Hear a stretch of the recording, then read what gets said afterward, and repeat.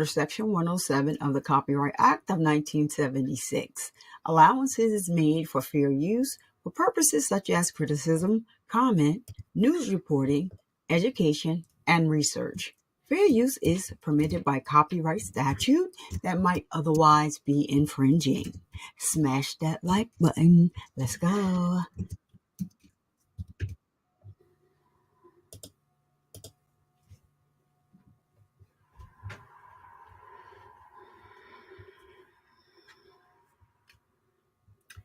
So, what's up? What's up? What's up, good people?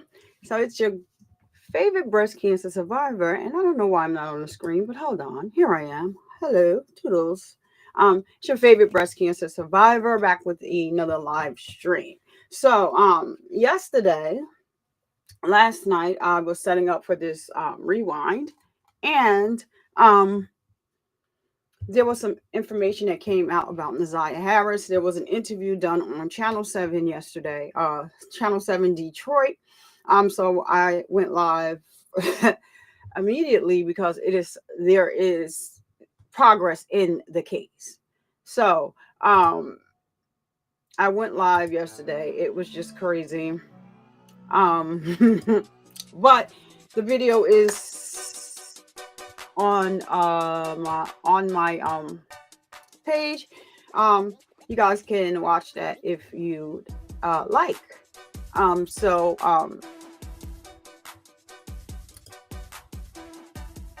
Today we're going to be rewinding the case of Chandler Halderson. He is the young man that unalived his parents. This story is wild. He unalived his parents because he lied to them about his education, a new job, relocation, all of that. And he went to great lengths to unalive his parents. It's really, really weird. So I was going to rewind the story of Imani Moss, but I'm going to save that because of the Naziah Harris case, and it's so heavy and it's so thick. I wanted to kind of break it up because, I've been doing content.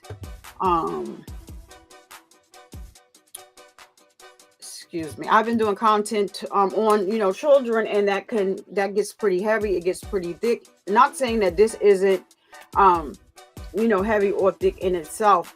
However, we're not talking about a small child, a teenage child, or what have you. We're talking about an adult that went to great lengths to unalive his parents, sent his family, the police, everybody on a wild goose chase, not only in the town where he's from, but in another town where his parents owned a cabin that they would vacation at from time to time with family.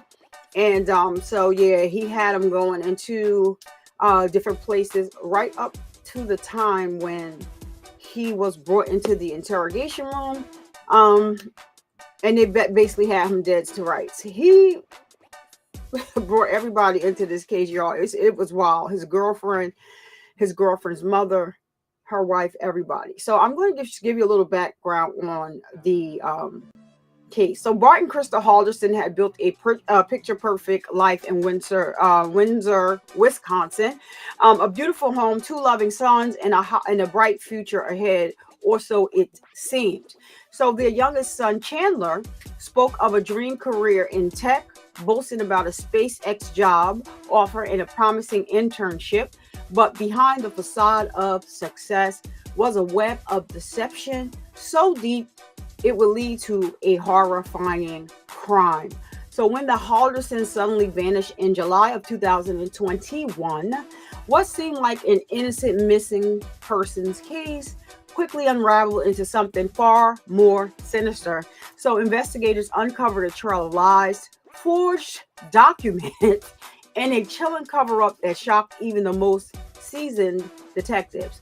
So what drove Chandler Halderson to commit the unthinkable? How did his carefully crafted world of lies come crashing down? So join us here right on the Survivor Speaks channel here as we take a deep dive into the chilling case of deception, desperation, and redrum, or unaliving, if you will, we all know YouTube doesn't like the word, that word. So I'm just going to look and see who's here right now for the time being. So I don't see anyone, but there's people watching. They must be on Facebook or Twitter. So we're going to get right into this. There's 3 watching from the bushes, I believe. And there's some people over there on Twitter or Facebook. Hello to everyone.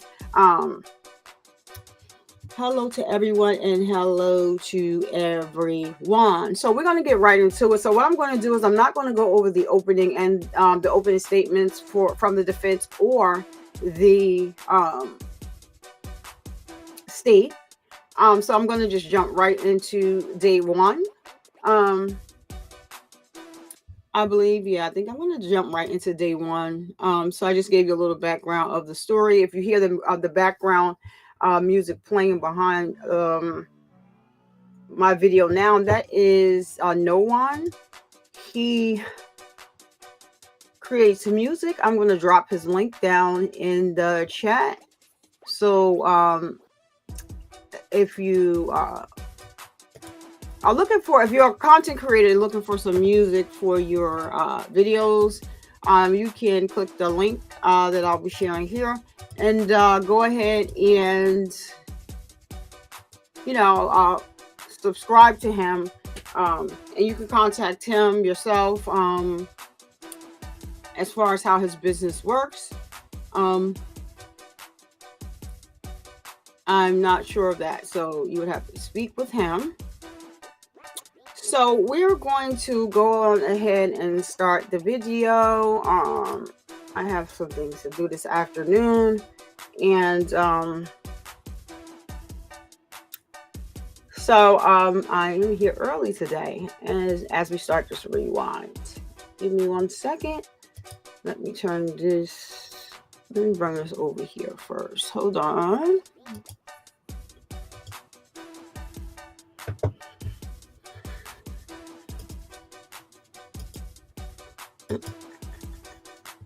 All right, and they always have me in the wrong spot.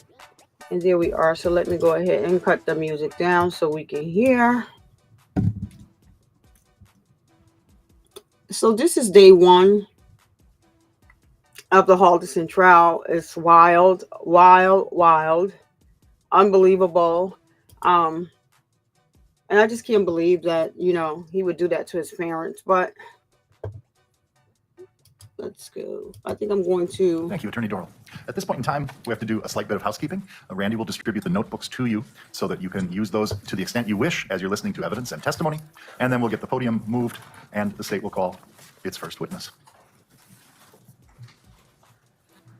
All right, let me see what speed this is on. Thank you. Okay. So we're listening to it on about 1.6. Once you call, you can wait by counsel until they call you, sir. Thank you.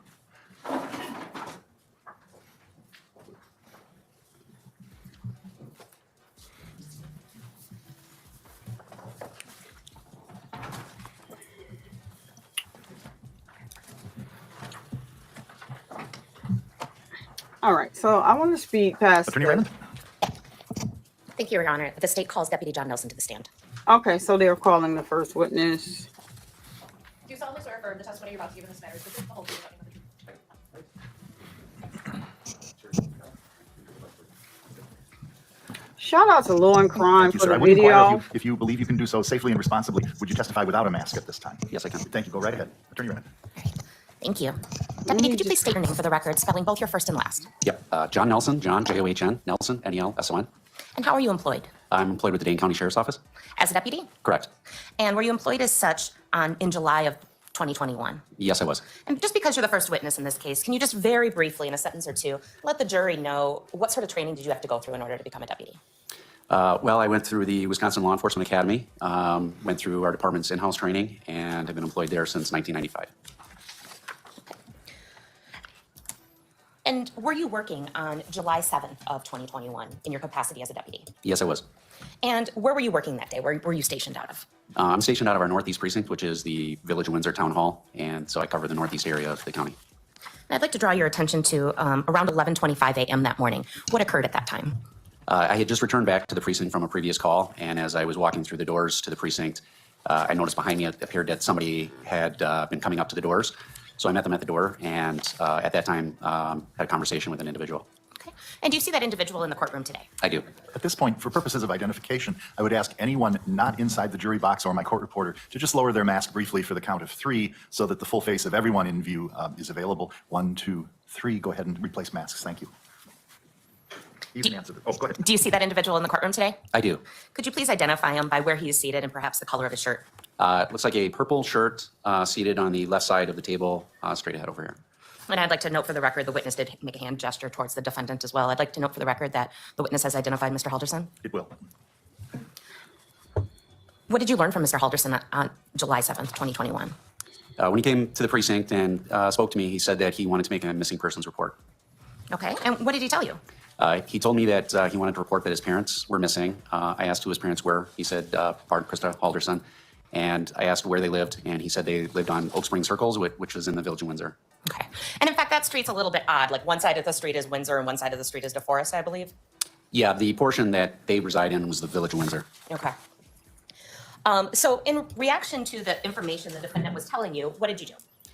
When I heard that they lived in the village of Windsor, we have a Windsor contract deputy that was working, so I immediately called to see whether or not they were available to come up to take the missing persons report. Okay. Were they available? They were. Okay. And who is that? Deputy Josh Seeley. Okay. What did you do next? So I remained at the precinct in our day room area with Chandler Halderson until Deputy Seeley arrived, and at that point, Deputy Seeley began interviewing him in the day room. I was present during that portion of the interview. And how would you describe the defendant's affect, his demeanor? He seemed quiet, what I would describe as maybe like lethargic. Seemed like maybe he was tired as he was describing the fact that he had not seen his parents since the previous week. It just seemed like he was slow to respond to some of the questions. Okay. And do you remember any of the specifics of what Mr. Halderson told you during that interview? He had said that his parents had gone up to their cabin, which I believe was in White Lake, Wisconsin, that they had left the previous week, he thought early Friday morning, and that he had not seen his parents since then, and that at this point he wanted to report them as missing persons. Did he give you any details about who, if anyone, they were with? He had said that they had left with another couple, but he did not know who the couple was and had not seen the couple, just that they had left sometime early, what he believed to be early Friday morning. Okay. Did he give you any information about what, if any, vehicle they were in? He said that they had left in the other person's vehicle because both the vehicles that belonged to his family were still at the residence. But I did not have a description of the other vehicle. Okay. What did you do after this interview? So after he was interviewed by Deputy Seeley, we determined that probably the best course of action was for us to go back to the residence to kind of check out the residence. So I told Deputy Seeley that I would accompany him back to the residence for that. Deputy, I'm going to show you what has been marked as exhibit number 1. How would you describe exhibit number 1? This would be the residence that we went back to that we were told by Chandler was his home along with his parents. The Oak Spring address in Windsor, Dane County, Wisconsin? Correct. And does this appear to be a true, does exhibit 1 appear to be a true and accurate picture of the home? Yes. Okay.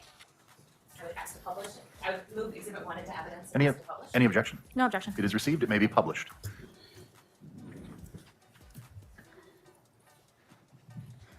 So you went to that address. What did you do once you were there? So myself and Deputy Seeley had gone into the residence, and at this point, Deputy Seeley was planning on continuing his interviews with him, with Chandler. And I did ask Chandler if we could just walk through the residence real quick. I asked where his parents' bedroom was, and so we went from the main floor. When you walk into the residence, you step into the entry area, and then there's a living room and a kitchen. There's a flight of steps that go down to like a basement, and then a flight of steps that go up to what I would consider to be the second level of the residence. And so he took me upstairs to the second level. We walked through his parents' bedroom so that I could take a look around. And basically, my portion inside the residence of just kind of walking around was the upper level and the main level, which would be the living room, kitchen, and dining room. In walking around the 2 upper levels, did anything seem off or obvious of a crime at that point? Of a crime, no. Okay. How would you describe the furniture in the living room? The furniture itself was set like you would normally think of, couch and some other seats. But I did notice that they were covered with linen or blankets. And were they covered while you were there or before you even entered the home? They were covered before I entered the home. And Deputy, this might seem like an odd question, but at any point did you request Chandler Halderson to cover the furniture to prevent the spread of dog hair? No. And going back just to briefly describe the house, this house would maybe in some circles be described as a tri-level? Yes. Okay, so there's 4 levels to the home, but the home's only 2 stories high because they kind of offset each other. Is that a fair description? Correct. Okay. After just observing the home, what did you do next in your portion of the investigation? So we started asking him whether or not there were any other persons that lived at the house. He said it was just him and his parents. I asked if he had any siblings. He told me he had a brother named Mitchell. So I was able to get Mitchell's contact information, and my plan was to start doing some secondary interviews to determine if anybody had seen Bart or Krista Halderson. So you go interviewing the brother Mitchell and other people in the circle? Correct. Okay. During the course of this investigation, did you have any other direct contact with Mr. Halderson? Halderson is a Chandler. As in Chandler, I'm sorry, the defendant. I was pretty much in his presence most of that afternoon and evening. Okay. During the course of that afternoon and evening, did you observe Mr. Halderson using a vape pen at all? Yes. At some point, did this investigation get turned over to detectives and your role kind of, you moved on to other cases? We did contact our ISB, which is our detective division, as we felt that there was enough information now that there might be a reason to get detectives involved. So they were contacted that day. As far as getting involved in other cases, I pretty much stayed on this case all that day and all the next day. Okay. Nothing further. Cross-examination. Yes, thank you. Deputy Nelson, you walked through the house, correct? Yes. You walked upstairs? I walked upstairs to the top floor. Downstairs? No, well, it depends. Downstairs being, That second level that you were talking about? so that day that I was there, the only floors I went to when you walk in would be what would be the living room, the kitchen, dining room, and then up to the second floor, which would be the bedrooms and I believe a laundry room and bathroom. Okay. But at some point you did become familiar with the whole house At some point that day or it? throughout the course of this investigation? Yes, And they being the Haldersons, were doing renovations in that house, correct? yes. No further questions, thank you. Any redirect? Nothing further. May this deputy be excused The state has no problem with that. and released from any subpoena further? No objection from the state. All right. All right. Thank you so much, sir. Have a good rest of your day. The state calls Joshua Seeley. Short and sweet. Do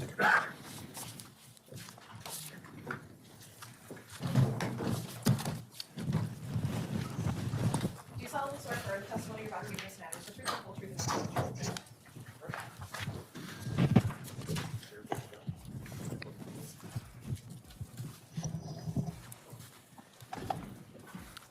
Deputy, good morning. If you are able to responsibly and safely testify without a mask, that would be my preference if you would. Thank you so much. Go right ahead. Good morning. Please state and spell your name for us. Josh Seeley, Seeley. And what do you do for a living, sir? Deputy Sheriff at the Dane County Sheriff's Office. How long have you been doing that? I have been a deputy for 20 years. This past July, you were working at the Sheriff's Office, correct? Correct. Any particular role? Currently, I perform full-time patrol duties for the Village of Windsor. Tell me about that. Village of Windsor. First, let's start. I don't know where everybody's from. Where's the Village of Windsor? Just north of Madison and just south of Village of DeForest. And they don't have their own police department? They do not. And so they have a contract with the Dane County Sheriff's Office? Correct. What kind of things do you do as the guy who's assigned to be essentially their police officer?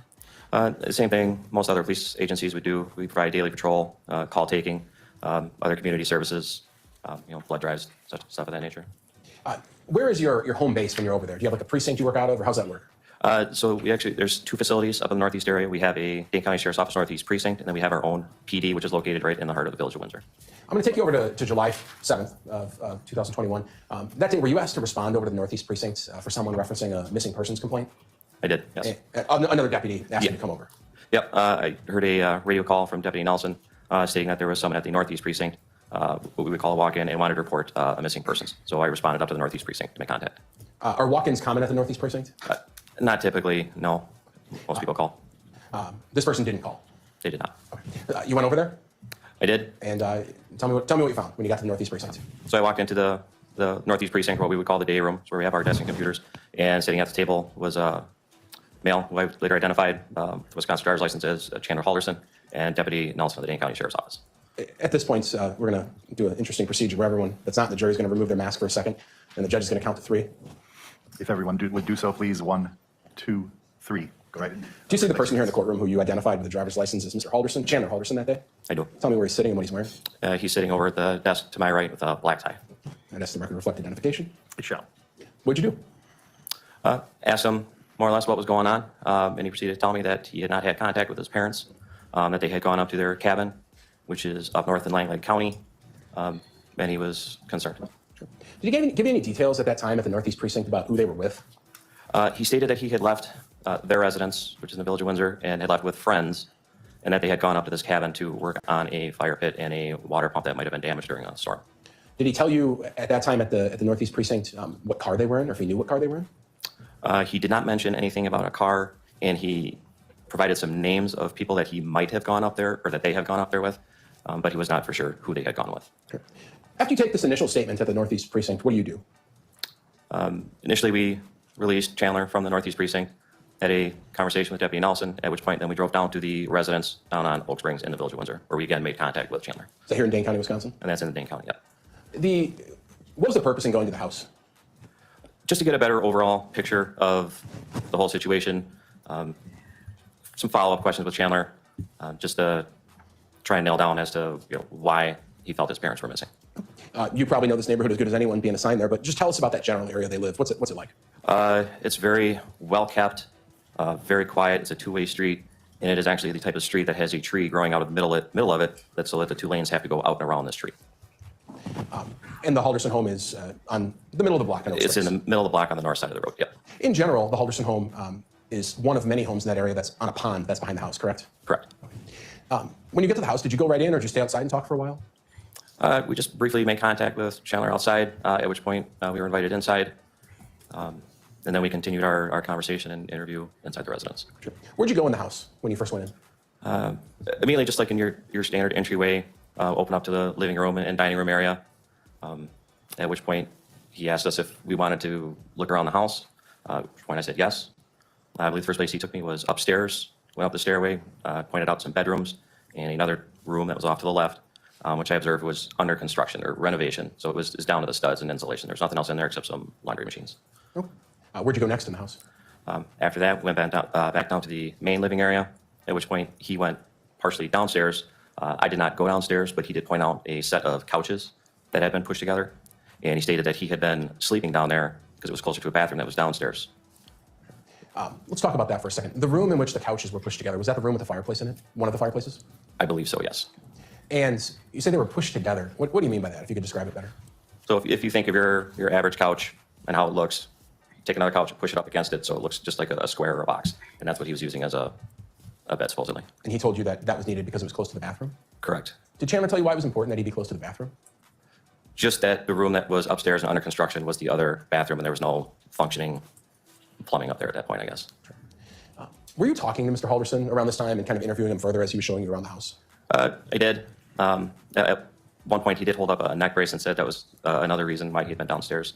But again, started to ask him again about why he felt that his parents were missing. And he stated that he had attempted multiple phone calls to try and get a hold of them, and the phone had gone straight to voicemail. Did you at some point attempt to call Bart and Krista Halderson using the numbers that Chandler was able to provide you? I did.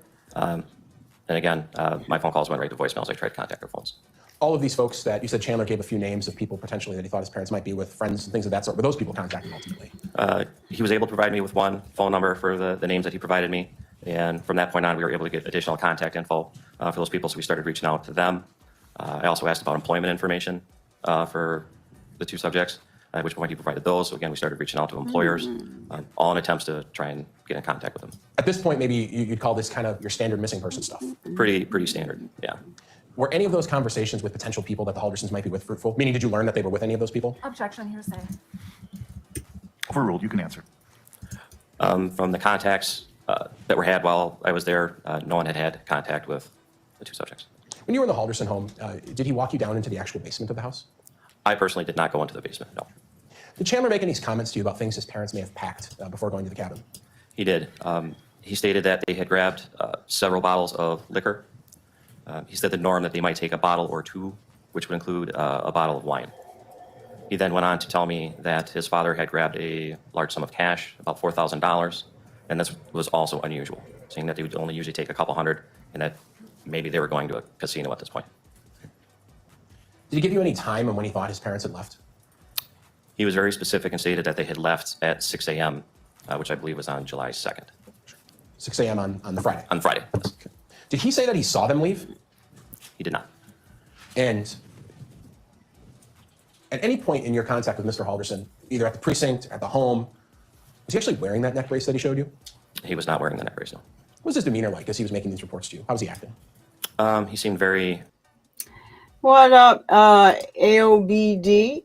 You changed your name. How are you? And welcome. Thank you for being here. This is a wild story. I'm just rewinding it to I wanted to step away from, the thickness of the that we have going on with the Naziah Harris case. And so this is an adult that who unalived his parents, and this case is pretty freaking wild. So thank you for being here. I do appreciate it. For as long as you can stay. Thank you so much, and hit that like button. Thank you. matter of fact, just as you would be telling someone about your day. To me, there was no sense of urgency. Did he cry at any point or anything like that? He did not. 1 second, Deputy. No further questions. Cross-examination? Deputy Seeley, had you ever met Chandler Halderson before? Not that I can recall, no. That's all, thank you. And you Oh, redirect? wow. May this witness be excused from further testifying and his subpoena? Yes. Any objection? No objection. Thank you so much, Deputy. Have a good rest of your day. Short and sweet. Love it.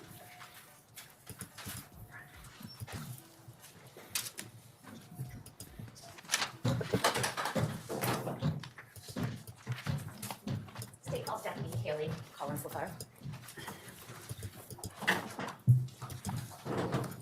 Do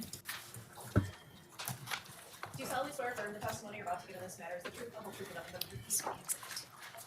It's both sides, so it's two different sheets. Deputy, I would ask if you believe you can do so safely and responsibly that you testify without a mask. Absolutely. Thank you. Attorney Raymond. Good morning. Could you please state your name for the record, spelling both your first and last names? Deputy Haley Collins Lefevre, Hayley, Collins hyphen LA, capital FEVRE. How are you employed? I'm employed as a deputy sheriff with the Dane County Sheriff's Office. And were you employed as such on July 7th, 2021? Yes, I was. And when did you first become involved in the Halderson case, the missing person case of Bart and Krista Halderson?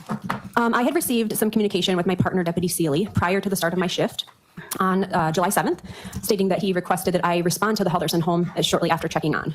And that's how I became informed and notified of the call. And about what time was that? Do you remember? Shortly after 1 p.m., And do you in fact go to the home?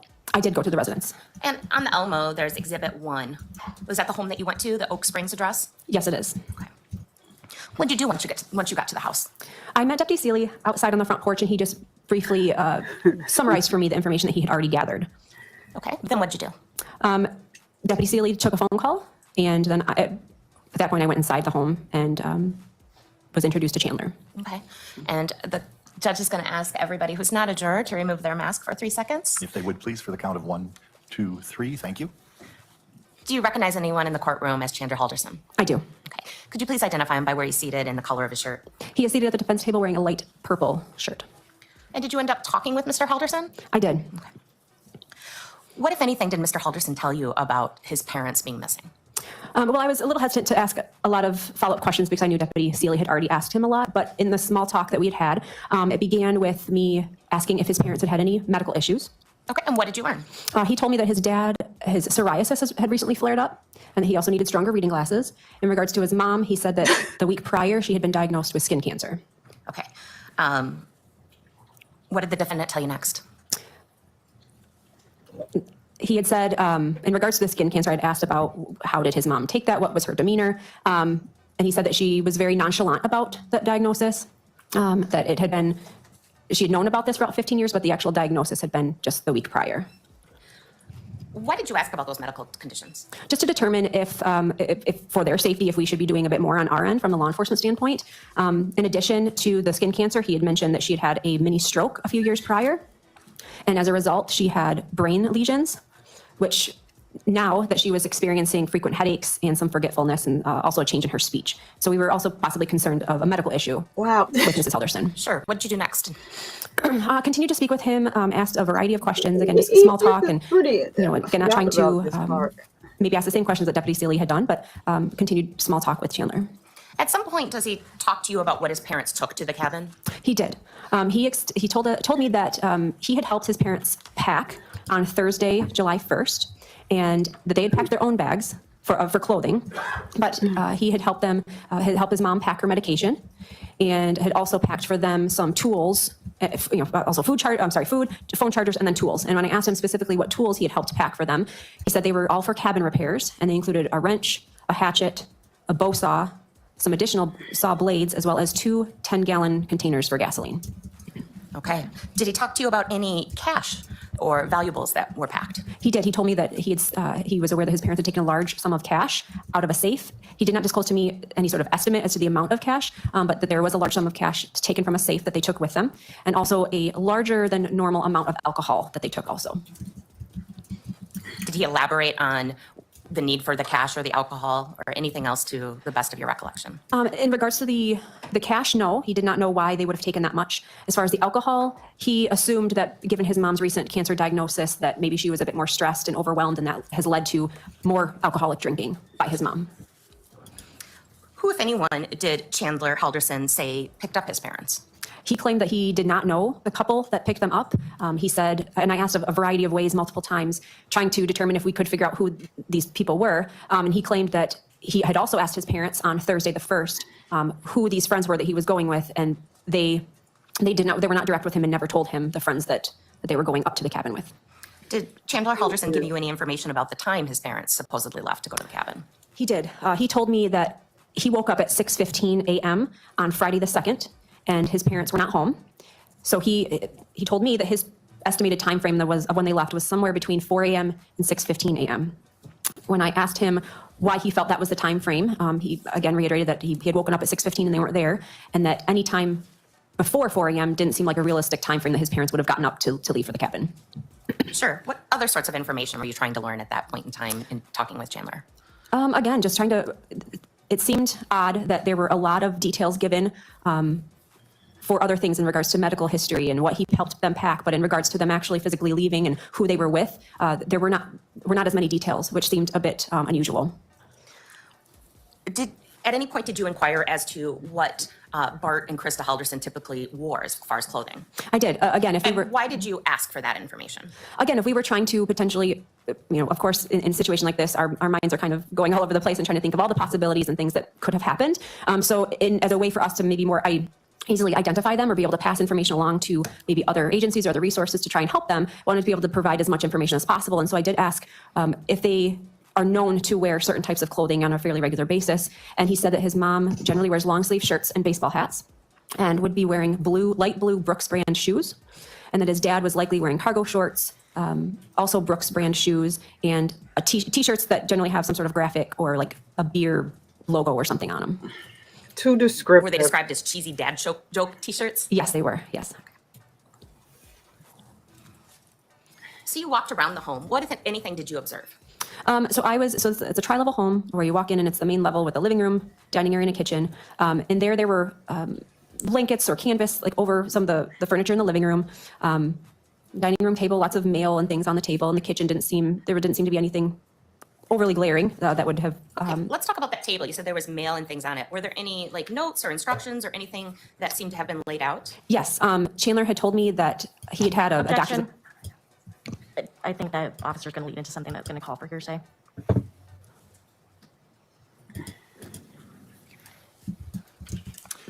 don't know if I know enough about the question to rule. I may have jumped in a little too much, but Let me go ahead and have the question restated or stated as you asked it. Sure. What did you observe on the dining room table? I observed several insurance cards that Chandler claimed were left out by his mom because he was going to be having, or had a couple days prior had told me that he had a doctor's appointment, and so his mom left the insurance cards out for him. There was also a note that he claimed was written by his mom saying, objection, hearsay. As to the content of the note, Correct. point we approach.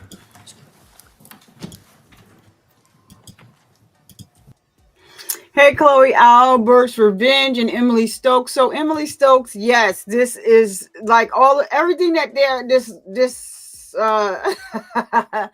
this officer is saying on the stand that you saw this trial when it was going on is false. This guy could have become an author and since he didn't want to work, he didn't want to do anything, he could have become an author and probably made some great money because he has a very vivid imagination. Unfortunately, he used it to unalive his parents. But Emily, so that means you know about the wild goose chase that he took them on in his hometown and where the family cabin was. And the oh, Chloe, yeah, Chloe, you renewed, girl. Thank you so much, Chloe, for renewing your membership. I do greatly appreciate you. I'm trying to go live because I know the ASAP Rocky stuff is later on, and then I can run out at that time and just listen, at Cats or Flesh. I have to see if Flesh scheduled his live, but thank you so much for going ahead and renewing your membership. Thank you so much, Chloe. I appreciate you and all of your support. So thank you. So yeah, this is a pretty wild case. So I wanted to kind of break up. I'm covering the Naziah Harris case. Of course, we're not going to be back in court for that case until March 6th. And so I wanted to break up, the kids, doing true crimes about kids, because we went over the Ayanna Sawyer case and the similar parallels to the Naziah Harris case. And so I wanted to kind of break it up because that's kind of heavy. And once March 6th, did I say March 6th or 7th? I got chemo fog brain, Lord. It's on March 7th. March 7th, March 6th. March 7th. So we should learn. He has a conference hearing and pre-trial hearing on that date. So we should learn the trial date for Jarvis Butts. And then after that, I'll be full speed ahead covering the Naziah Harris case live streaming it. So yeah, I wanted to break it up. So I figured this case was pretty interesting to me. So I said, let me just rewind this case. And then, and see where we go from here. And if we, make it through this and go on. I love this judge and I love their court, their equipment so far. So yeah, I want to get back into it so that we can get through as much as we can. Once again, thank you, Chloe. Thank you for being here. I'm sure I'll see you in Cat Not Williams later or Flesh. And Emily Stokes, thank you for your input. It means a lot. Thank you. Yes. Hold on. He got the white noise on, y'all. Now, the judge, I just gave you a prompt. We're going to go turn on the white noise. It's not going to be for long. It's big conference, so the white noise. And we didn't actually, I think we tried to turn it down on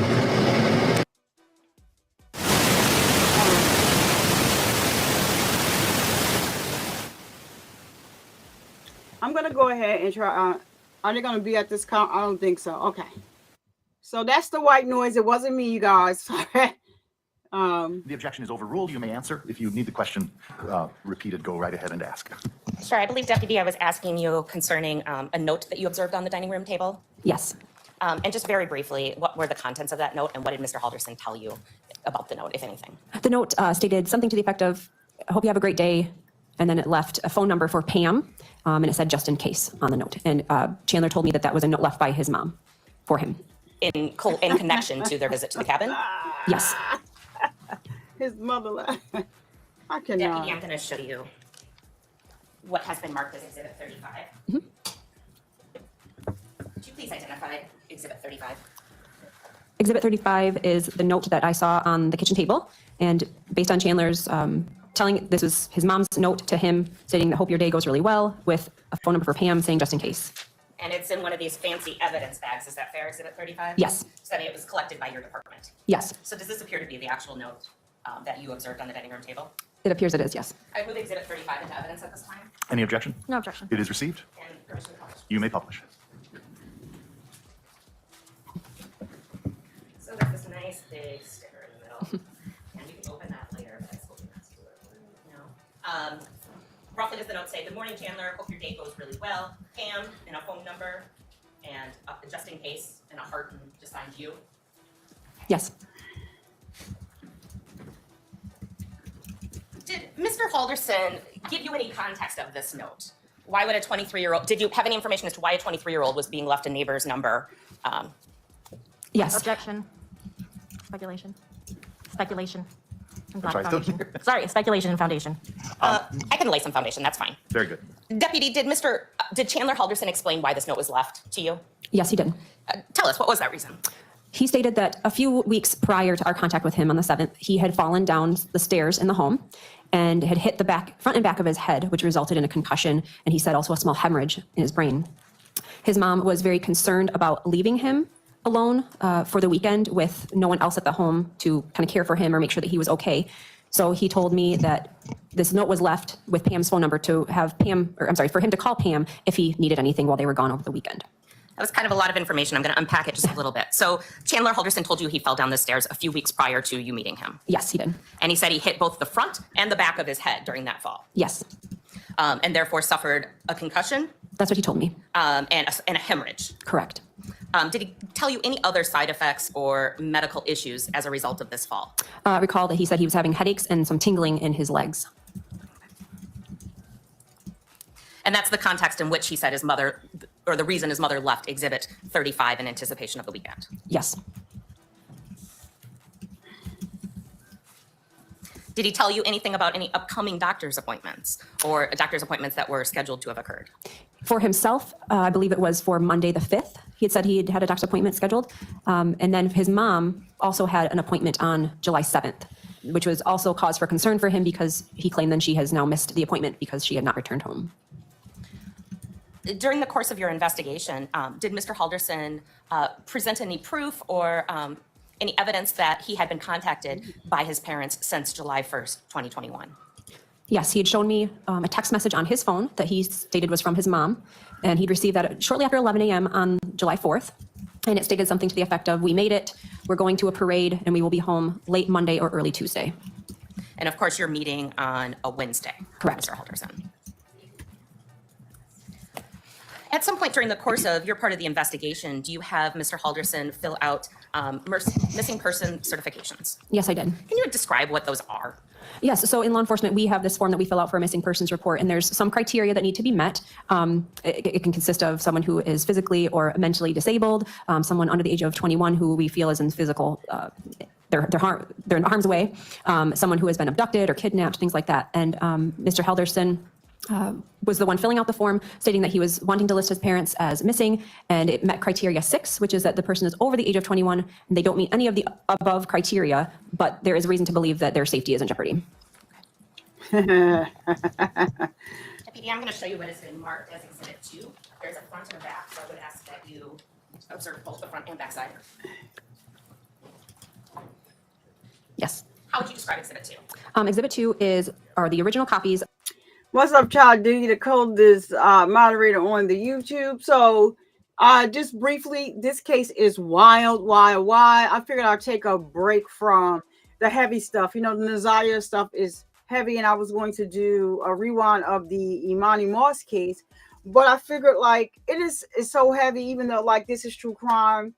I just wanted to, you know, break it up a little bit because, you know, it triggers a lot of people, as you know. So while we have a break, because you know we're going to be covering that case, I figured I'll do this. I don't know if you saw this case, Chadi, but this guy that's on trial, he done unalived his parents. Sent everybody on a walk. I was like, I don't know if the story could get any worse, but it's a very interesting case. So, here we are, and thank you for being here, child. I didn't want to. Last night I was setting this up, but I had and I saw it, and I'm like, wait a minute, this is an interview from, well, it was already the 4th, 2 in the morning. This is an interview from yesterday. So let me go ahead and go live because the video wasn't too long. So I went ahead and I did that because I already had scheduled this. I was on my way to bed, and then I saw it, and I was like, oh no, I gotta do this because it's new, it's fresh, it's sad when you watch it. You may change your opinion, child, about Shannon, because they have the report, the CPS report in there. When they interviewed her back then, now remember, Jarvis told her, and I want to stay on topic, so let me just say this quickly. Jarvis told her that who he was before they got into a relationship. Now that's the Channel 7 pulled those reports because the aunt, who is Shannon's aunt, her mother's sister, and another family member, I got her name, Kiwana Morton. Janelle reported Jarvis to CPS and the police on April 13th of 2022. They did nothing. So 2 months later in June, Kiwana filed a report and stuff. So they have the report in there. In the report, Shannon Harris says, I had no clue of idea what about his background. And this is all new to her. And I'm like, you freaking liar. That's all I'm going to say to you. I'm going to leave it there and get back to this video. Because, girl, I was like... Of the missing persons forms, both filled out for Mr. Halderson and Mrs. Halderson. I signed the form as the witness for Mr. Halderson, and the form is signed by Detective Sims for Krista Halderson, and it's in a sealed evidence bag. And did Chandler Halderson sign either or both of the forms of Exhibit 2? He signed both forms. I would move Exhibit 2 into evidence at this time. Any objection? No. It is received. So just briefly, because I don't expect you to memorize, on the date that they were reported missing, how old was Bart Halderson? Marked as 50 years old. And how old was Krista Halderson? 53 years old. And permission to publish Exhibit 2. Yes.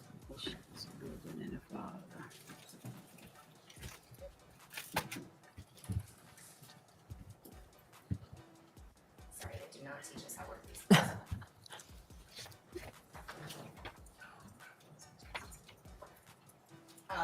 But just briefly, Deputy, the first form is for Bart Halderson, Yes. and the signature on that is for Chandler Halderson, dated July 7th of 2021. Yes. And then the second form is for a Krista Halderson, Yes. and again, signed and dated by Chandler Halderson on July 7th of 2021. Yes.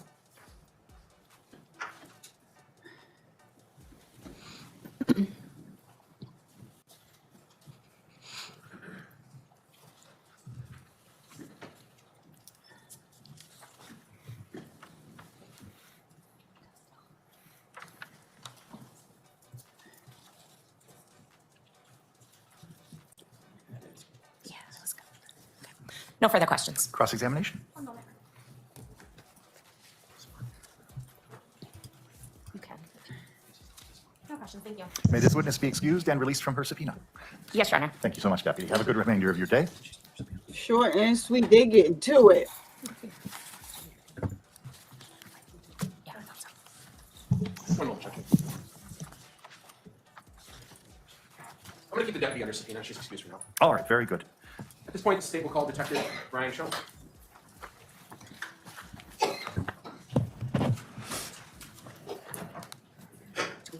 you solemnly swear affirm the testimony you're about to give in this matter is the truth, the whole truth, and nothing but the truth? Judge, can you switch it just to see if our computer Can you is switch to hooked that in? computer will work?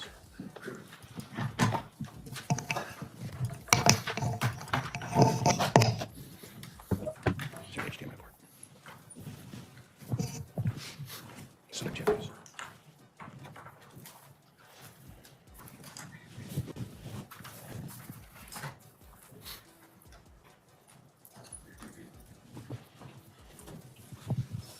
Is it okay? Yeah. Oh, all right. If you can turn it on the left, is it on the left side? HDMI? That's looking better. All right, I think we're in Okay. business. Detective, thank you. You already removed your mask, and obviously, as I understand it, you may be visiting the witness stand more than once, so if you're willing and able to each time, that would be appreciated. Go ahead. Thank you. Good morning, sir. Could you please state and spell your name for the record? My name is Brian Schunk, B-R-I-A-N. Last name is S-H-U-N-K. And you're one of the lead case detectives in this case, aren't you? Correct. How long have you been a detective with the Dane County Sheriff's Department? I've been with the department for approximately 13 years. I've been a detective for 2. And who are you joined by as a co-lead detective in this case? Detective Sabrina Sims. You're the first detective to testify, and so you get the honor. But tell us what the difference, I suppose, in the work of a detective is from the work of just a normal sheriff's deputy who we've heard from so far. Sure. Detectives are typically assigned more follow-up to initial reports. we basically read all the reports for every case. We'll develop leads and then exhaust those leads, whether to approve or disprove a crime occurred or whether a suspect, like I said, is proved or disproved to be the offender. As far as major cases go, kind of the same thing. Just keep on reading all the reports, developing leads and following up on everything. In some cases, you might be the only person working on an investigation as a detective, correct? Correct. That was not the case here, was it? It was not. Many people worked on this Many case. people. Let's talk at first, just generally, about missing persons. You've investigated missing persons before, haven't you? Yes. That's something a police officer or a sheriff's deputy does normally. Yes. Fair to say you treat missing adults different than you do missing children. There are similarities, but yes. Adults, in many respects, if they want, can go missing, and there won't be a ton of police involvement as long as they're not at risk, right? Correct. Where if a kid goes missing, sometimes they hit that Amber Alert button and they wake us all up at night. Yes. Okay. They don't do that for adults, really. No. When you're entering into a missing persons investigation involving adults, what kind of things are you doing? And not speaking specifically about this case, but in general, what are you doing as a detective in a missing persons investigation? First thing, whoever the reporting party is, we want to talk to them and just see what background information they have as far as, the days leading up to when they were last seen or heard from. We'll go back through and make contacts with any of the people that would have been in last contact, such as coworkers, employers, friends, family, and just basically develop a list of, leads of who we can talk to, where they were last seen. We'll talk to banks, figure out if they've been spending any money. The list goes on. Were you asked to perform some of that work on July 7th, 2021 regarding the missing persons of Krista and Bart Halderson in Windsor? Yes. How early did you get involved in the investigation? I think we heard that Chandler went into the sheriff's department about 11:30 that day. When were you first kind of involved? I believe I was called around 1:30 p.m. and was at the Halderson home speaking with Chandler by 4:30. So now we've heard from 3 people already. You're the 4th person to speak to Chandler that day? I believe so. Tell me where you speak to Chandler in the Halderson home. Where do you go? So when I spoke with Chandler, we were sitting at the dining room table. And what did he tell you? Chandler told me much of the same as what we've already heard. His parents had gone missing after reportedly going to the cabin. Chandler said that he had helped them pack for the cabin on the evening of July 1st. He woke up at approximately 6:15 a.m. on July 2nd, the Friday, and they were already gone. He told me that he believed his parents were leaving with a couple of friends. He did not know who the friends were. Did he tell you anything they took with them to the cabin? Yes, Chandler told me that he had helped his parents pack tools, wrenches, pipe sealant, a hatchet, and 2 gas cans for the chainsaw. He also later told us that there was a bin in the garage for the cabin that they would take every time, and that bin was no longer in the garage, so they had taken that also. Did Chandler mention if he had heard from his mom or his dad since July 1st? So he's talking to you on the 7th. Had he heard from him in that intervening period at all by text message or phone? Yes, Chandler told me that he received a text message on Sunday, July 4th from his mother. He showed it to you? Did he Yes. show you that message? Yes, he did. I'm showing you what's marked in this case. It's exhibit number 3. It's 2 pages. Could you tell me what that is? These are screenshots that Chandler had shown me that evening and then sent me. And who are these communications purportedly with? Chandler reported that those are his mother and him. And move to admit exhibit 3 and publish. Any objection? No. It is received, and it may be published. Showing everyone exhibit 3 up on some of the photos, by the way, we're going to do this to make it easier to see. This machine over here doesn't work very well. In these messages, there are 2 colors, and the messages are on 2 sides. But fair to say that messages purportedly from Mom are on the left and from Chandler are on the right. Correct. Okay. Mom says, hope things are going well for you, thinking about you. And Chandler says, going well, thanks. She sends a smiley face. And then Chandler says, Dad's phone died, call or text me, and get soda on your way home. I have an extra hour of work. And she says, okay, I can. All that sound right? Yes. And then we get up to Saturday, Yo. which would be July 3rd, 2021. Appears if Chandler sent a message to his mother. Hoping this goes through. I bet there's a lot of people up there making it hard to message, correct? Yes. And then I'm going to move to the next screen because the next message goes over both. And we're starting in the middle. Krista reportedly responds, made it safely, can't get anything through, and yes, it's packed. Going to White Lake today for the parade, will be home Monday. Night, Tuesday early, love you lots, 2 exclamation points. Sound about right? Correct. And that was sent at 11:04 a.m. on Sunday, the 4th of July. Yes. And then lastly, Chandler texted his parents, texted his mom, that day that he went to the police station. Hey, I'm worried, I'm at the police station. Can you text or call? Yes. These were the messages that you found on Chandler's phone? Correct. He showed me. Okay. You had an opportunity both then and at many, perhaps, occasions in this case to observe the Halderson home and be in the Halderson home and view it and tour it, correct? Yes, Chandler showed us around the home July 7th.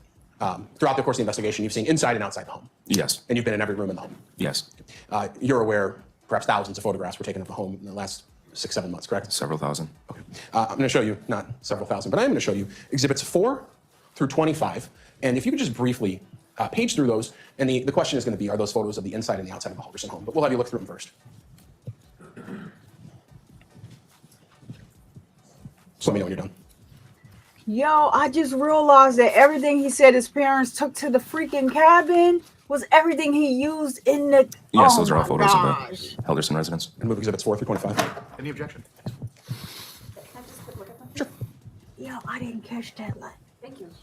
wow.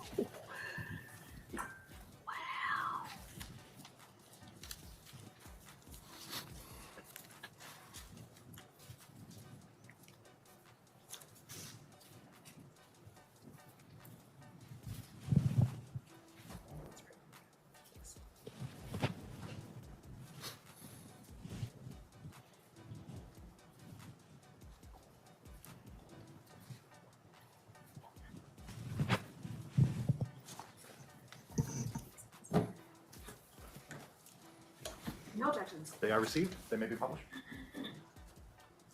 And Detective, we've been talking. Appreciate the mic's on here. We've been talking a lot about this house, and so I'm going to ask you to kind of give us a tour as we go through some of this, so everyone can put some context to what we're looking at. What are we looking at there? That is the north side or the back side of the Halderson home, Backyard, essentially. backyard. Exhibit 5. What are we looking at there? This is the pond located behind their home, taken from their backyard. Exhibit number 6. Same pond behind the home. Exhibit 7. This is going to be the garage door, and then also another entry door into the home. Goes into like a little foyer. If you take a sharp left, it goes to the garage. Got it. So there's an entry right there, and then there's another maybe traditional front door in front of the house. Correct. Exhibit number 8. What are we looking at there? This is going to be the what I would call main living room of the home, taken as if you had just walked in the front door of the home. You can see the kitchen to the left and the dining room to the right or center. Furniture there with some sheets on it, right? Correct. Did you ask Chandler to put those sheets on the furniture? I did not. They were covered when we arrived. Showing you exhibit 9. What am I looking at there?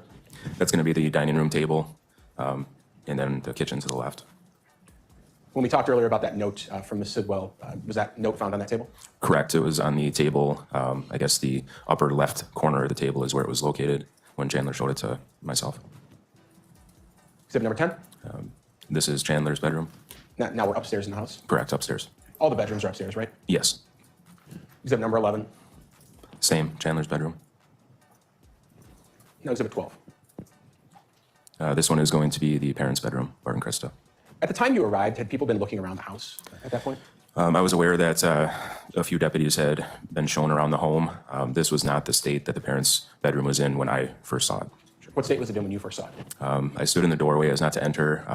The bed did not have any of those items on it. The end table, I believe, was a little bit more organized. Fair to say this picture was taken partially during the police search, and so things are out. This was taken before the actual search warrant was conducted. Chandler told me that he had pulled out some drawers looking for certain things that would help in the investigation. Understood. Exhibit number 13.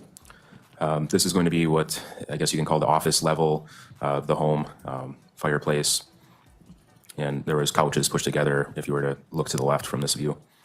And we're going to talk a little bit about Exhibit 13 later on, but just a quick question about this fireplace. Is there a pane of glass broken out of that fireplace?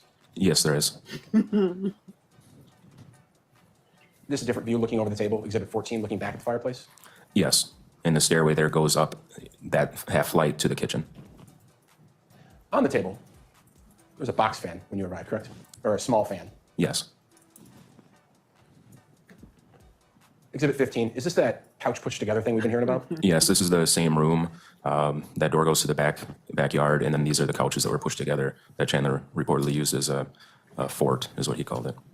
And these are very close to that fireplace, correct? Correct. Exhibit number 16, just briefly, what are we looking at there? This is going to be the shower, which is the only working bathroom in the house, on that same level as the couches we just looked at. Now we're in the basement, correct, with Exhibit 17? Yes, this is the storage area, the lower portion of the basement, south side of it. As a sheriff's deputy for quite a while, I imagine you've searched quite a few homes, right? Yes. People keep their basements in an array of states. Yes. Was this on the more organized side or the less organized side of how people keep their basements? I was impressed. This was organized. Looking at exhibit number 18, what are we looking at there? This is going to be the north side of the basement. 19? Same, north side of the basement. 20? This is a view from the north side of the basement looking back up the stairway. That stairway would go up to the level where the couch fort was. You can see the bottles of liquor there, along with some safes on the bottom center. 21? This is a view of the storage area from the north side facing the south side. That white thing in the middle, is that a chest freezer? That is a chest freezer. And when you were in the home, was that chest freezer empty? The chest freezer was not in that location when I was there on July 7th speaking with Chandler. Tell me about that. When he was giving us the tour around the home, we went upstairs, he showed us around. We went in the living room, dining room, kitchen, down by the couches, and then ultimately down into this level. While we were down in this level, he kept the lights dim. We were on the north side first, and then we actually came over. I specifically remember looking at this location because just beyond where that freezer is, there's a cutout. Guesstimate would be 4x4 void, which I believe is under the front steps. That's beyond that, and then also the shelf to the behind the freezer there, the cleaning supplies. I just took note of all the cleaning supplies and toilet paper and whatnot. So that shelf was clearly visible. I was probably standing right where that freezer is. So when you're on that, this picture's not taken on the 7th of July, by the way, correct? It is not. But when you're in the basement staring at this location on July 7th, you're saying that freezer's not there. It was not. Do you have any recollection of where it was? I do not recall seeing that freezer anywhere in the house. At that initial time when you were doing the tour with Chandler and walking around, were you taking photographs at that time? I personally was not. Exhibit 22, what are we looking at there? This is the south side of the basement. You can see the utilities in the back. 23, more of the same? Correct. When you talk about organized, perhaps this is what you're talking about, these bins? Yes. Yep. Number 24, is that the stairs heading back up into the house? Correct. And lastly, number 25, what are we looking at there? This is going to be a picture of the inside of the garage. The entry door back into the house is over by the trash bins that you can see on the left side. These two vehicles are Krista and Bart Haldersons. The Subaru was reportedly driven by Bart, and the Volvo was reportedly driven by Krista. Sure. During your initial tour with Chandler, did he take you into the garage? Ultimately, yes. He seemed hesitant at first, but then did allow us into the garage. What do you mean by that? He told us that his two dogs were in the garage and that they were very skittish and would bark and jump on us. But you were allowed into the garage? Yes, he ultimately brought the dogs in from the garage and then let us out into the garage. Did he point out anything in particular in the garage that was of interest to him or that he wanted you to know?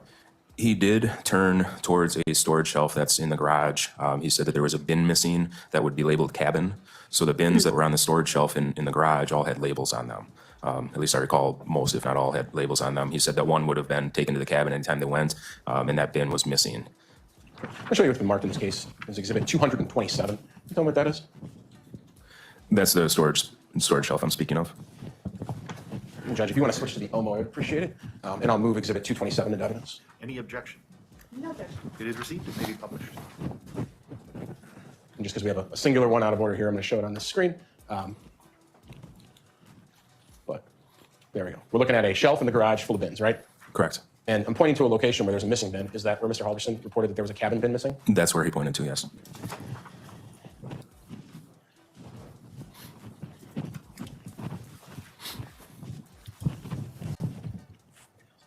No further questions at this time. Cross-examination? Not at this time, thank you. Very good. No, Then, short and sweet. Detective, you may be reseated back at council table, and I assume the state and the defense would agree this is a good time for a break for us. I'm often never upset if we go into the noon hour, because frankly, I think you run into less people with the food options if you're looking for food outside of the building. It is 12:10 right now, and if you can be back at 1:20, ready to go, it gives a full hour for you folks. We'll have less, but that's all right. Your notebooks stay on your chairs, and Randy will take you back. All right, so I'm going to skip past this. I like the way they're doing this short, like short and sweet. Let me just take it up here. You guys don't. All right, so they broke this up. So let me see. I actually got to get another video. All right. So I like the way they did this short, sweet, and to the point.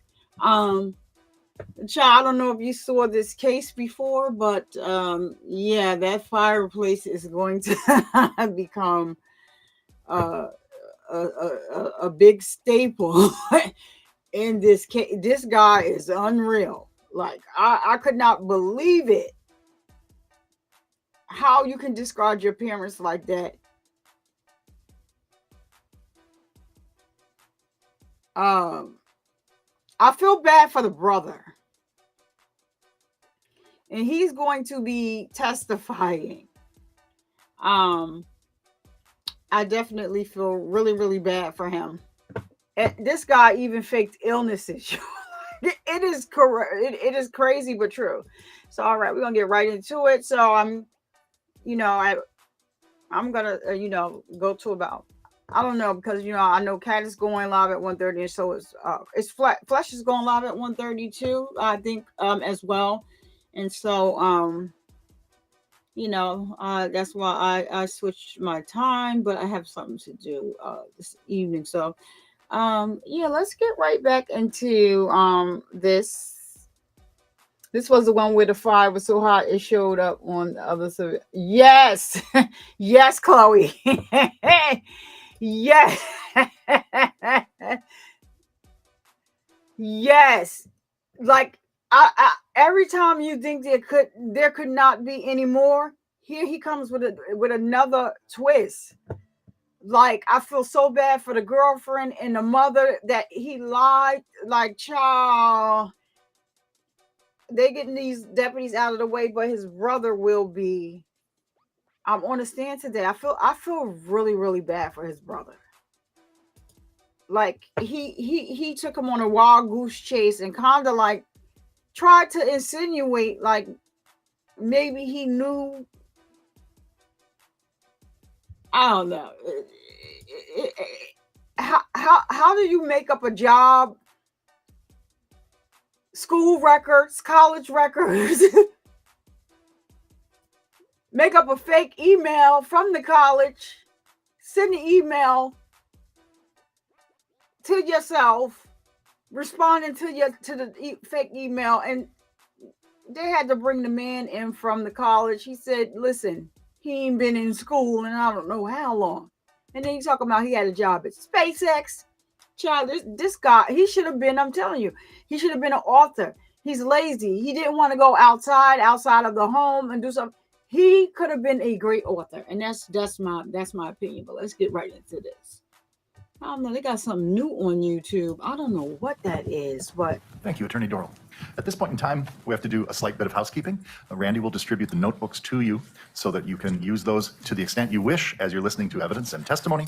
And then we'll get the podium moved and the state will call its first witness. Hold on, y'all. I don't, child, we done saw this already. I'm sorry. Yeah. So he should have became an author. That's just my thought. Pretty.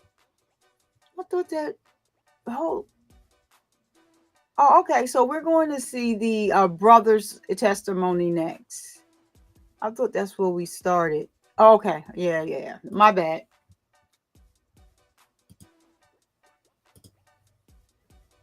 All right. Here we go. The brother is up next. Mitchell Halderson, and I feel really bad for this dude. Thank you. All right. All right for the jury?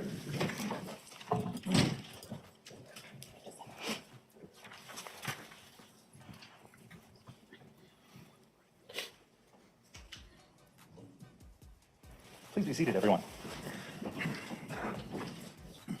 I didn't get there myself, but I heard it's cold outside. Ladies and gentlemen, thank you for being prompt. We had a couple of issues to take up outside of your presence. Let me inquire of you whether anyone inadvertently or intentionally was exposed to any information, any discussions, or participated in any discussions or investigation about the case while we were separated over the noon hour. I like See this no hands. judge. As a housekeeping matter, I want to draw your attention to one thing. We do in this courtroom, and we're using this courtroom because it has a media room which is behind you. And that's intentional because the media is directed to not show the faces of any jurors. That's an important part of our protection.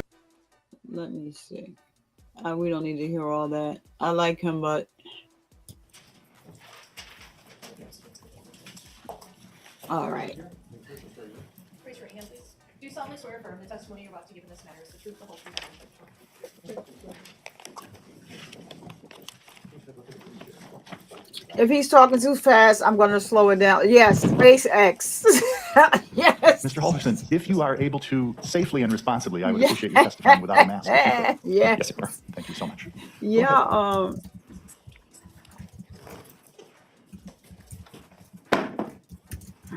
Good afternoon. Could you please state your name for the record and spell both your first and last name? My name is Mitchell Halderson, and that's Mitchell, and then Halderson is HALD as in David, ERSON. What are the names of your parents, Mitchell? Bart and Krista Halderson. And do you have any siblings? I do. And who's your sibling? Chandler Halderson. Where'd you grow up?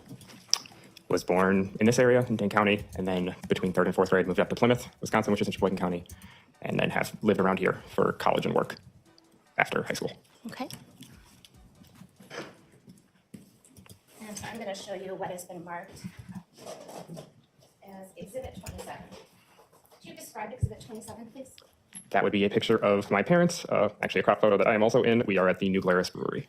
Okay. And that was a somewhat recent, in the last couple of years photo? Yes, within the last 4, I forget exactly. And is that an accurate copy of that picture? Yes. Okay, I would move Exhibit 27 Any into evidence. any objection? No objection. It may be published. It is received. So how old That's was your sad. dad, if you know, in July of this year? He was born in 71, so in July he just turned 50. And your mom, she was a few years older? Correct, about 3. What did your dad do for a living? He was an accountant.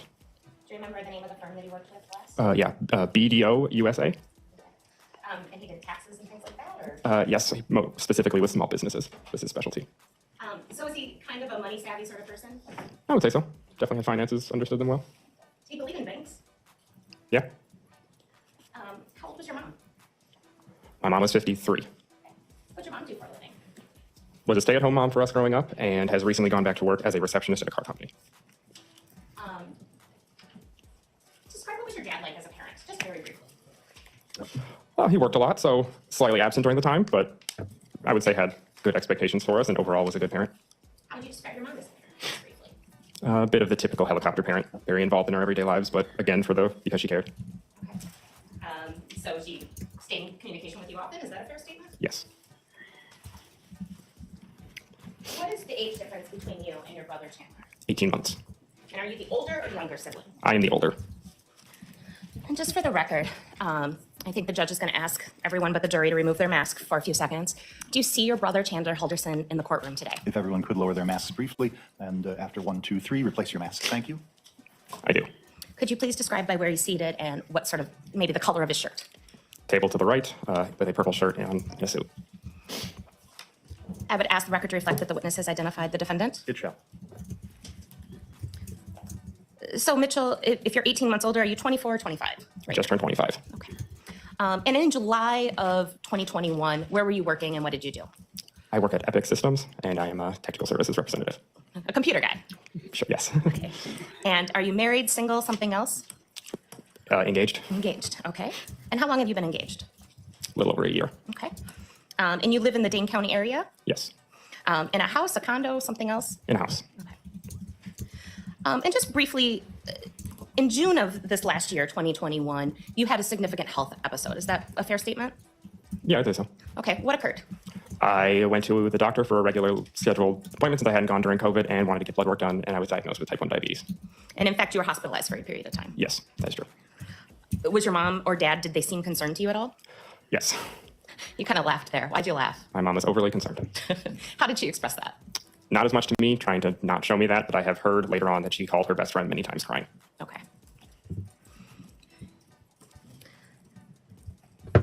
Growing up and moving into recently, what sorts of things did you and your brother Chandler do? Since we didn't live in the same house, we would do things online, like play video games and just talk that way. Okay. What sort of video games did you play? Wide array, but generally first-person shooter games. Okay. And did your brother have a favorite weapon or gun in these games? Usually those of Russian descent. Okay. Like the SKS? That's correct.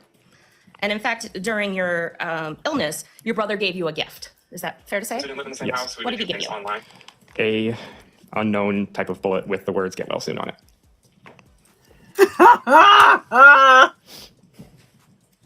It's not funny. I'm sorry, y'all. I'm going to show you Exhibit 26. Who does that? How would you describe Exhibit 26? That is the same one. That's the bullet that your brother gave you and wrote to get well on? Yes. Move exhibit 26 into evidence. I forgot about It is that. received, it may be published. Oh, Lord. I don't think it will. Oh, I forgot about the bullet. It just says get well. Oh.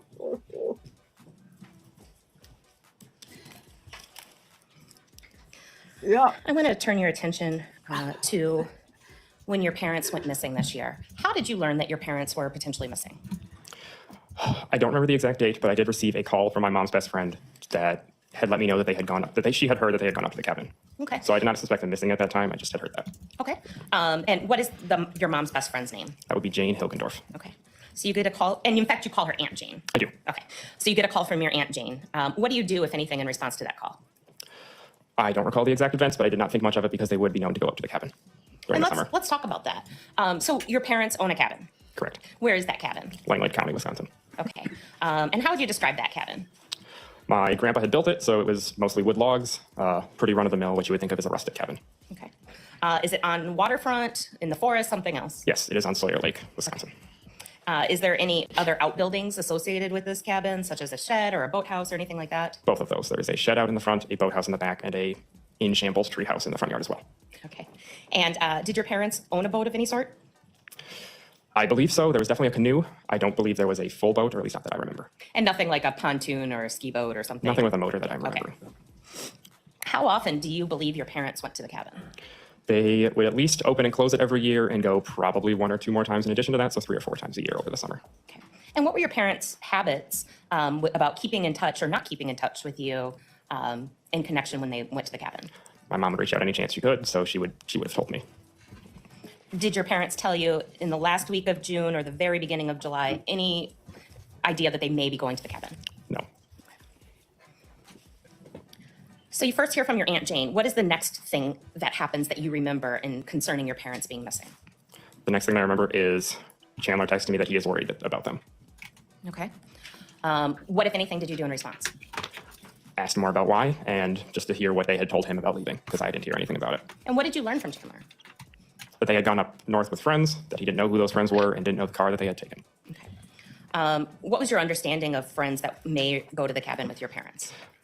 There is a list of people that I would have assumed. Do you want me to go through that list? Sure. That would be my Aunt Jane, Uncle Mike, also Dan and Mary Sesto, who lived on the same street, as well as Gail and Rick Kanapaki, who you might also hear from. And I had reached out to each one of those families and had heard back that none of them were the ones that had gone up north. Did you have any understanding about who would drive when your parents went to the cabin? Unless it was one of those 3, I would assume that they would drive because they're the ones that know the way. And there are certain folks, notably Dan Sesto, that goes up there often enough that I would understand driving, but nobody else. Okay.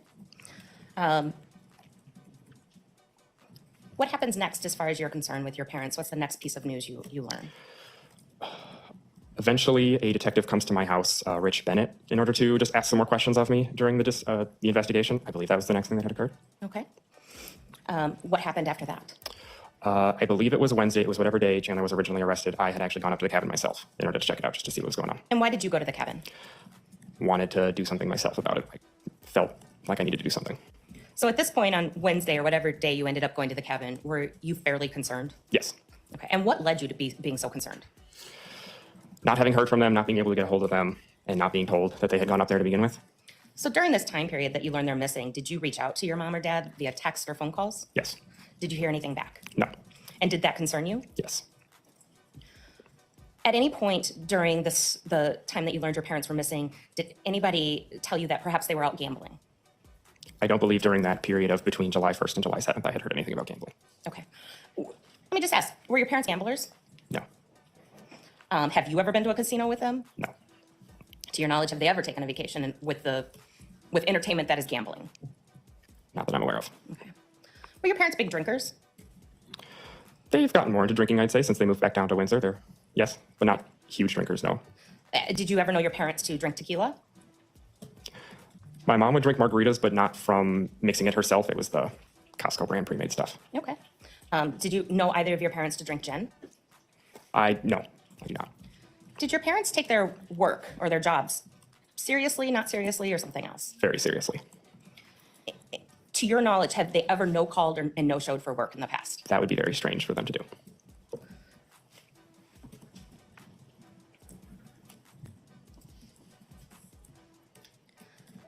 want to, so you go up north and you meet a deputy up there. Correct. What do you do once you're up there? Before the deputies arrived, I took a lap around the cabin myself just because I didn't want to wait outside any longer. Eventually, Langley County, I guess the deputies, I believe they were sheriffs and deputies, met us there. And eventually I took another walk around the property with them, just pointing out things that I noticed. And also they busted into the doors because they were all locked and the keys that I had were not working. Okay. And at any point, obviously, you did not find your parents up there. No, Did you find any signs at all that they had been there? nothing looked like it had been used. There was a couple pieces of trash around, but I believe that's just because sometimes people will walk through the property on the way either between properties or just in the way. Either way, I do not believe it had been used anytime recently.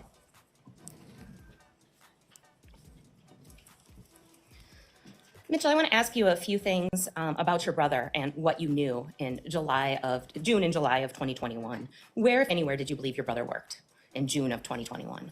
I believed at American Family. What did you think he did there? Answering questions on a message board, things you can do from remotely. Your understanding is working from home like most people? Yes.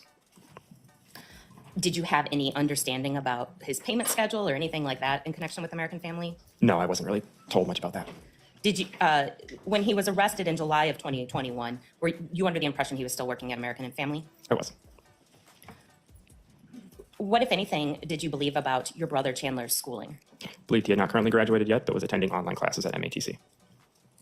And what did you believe he was studying? Renewable resource engineering was the general consensus I had. Did you have any knowledge about when he was scheduled to graduate or? No. Okay. And in June of 2021, your brother suffers a fall. Yes. What, if anything, did you know about that fall?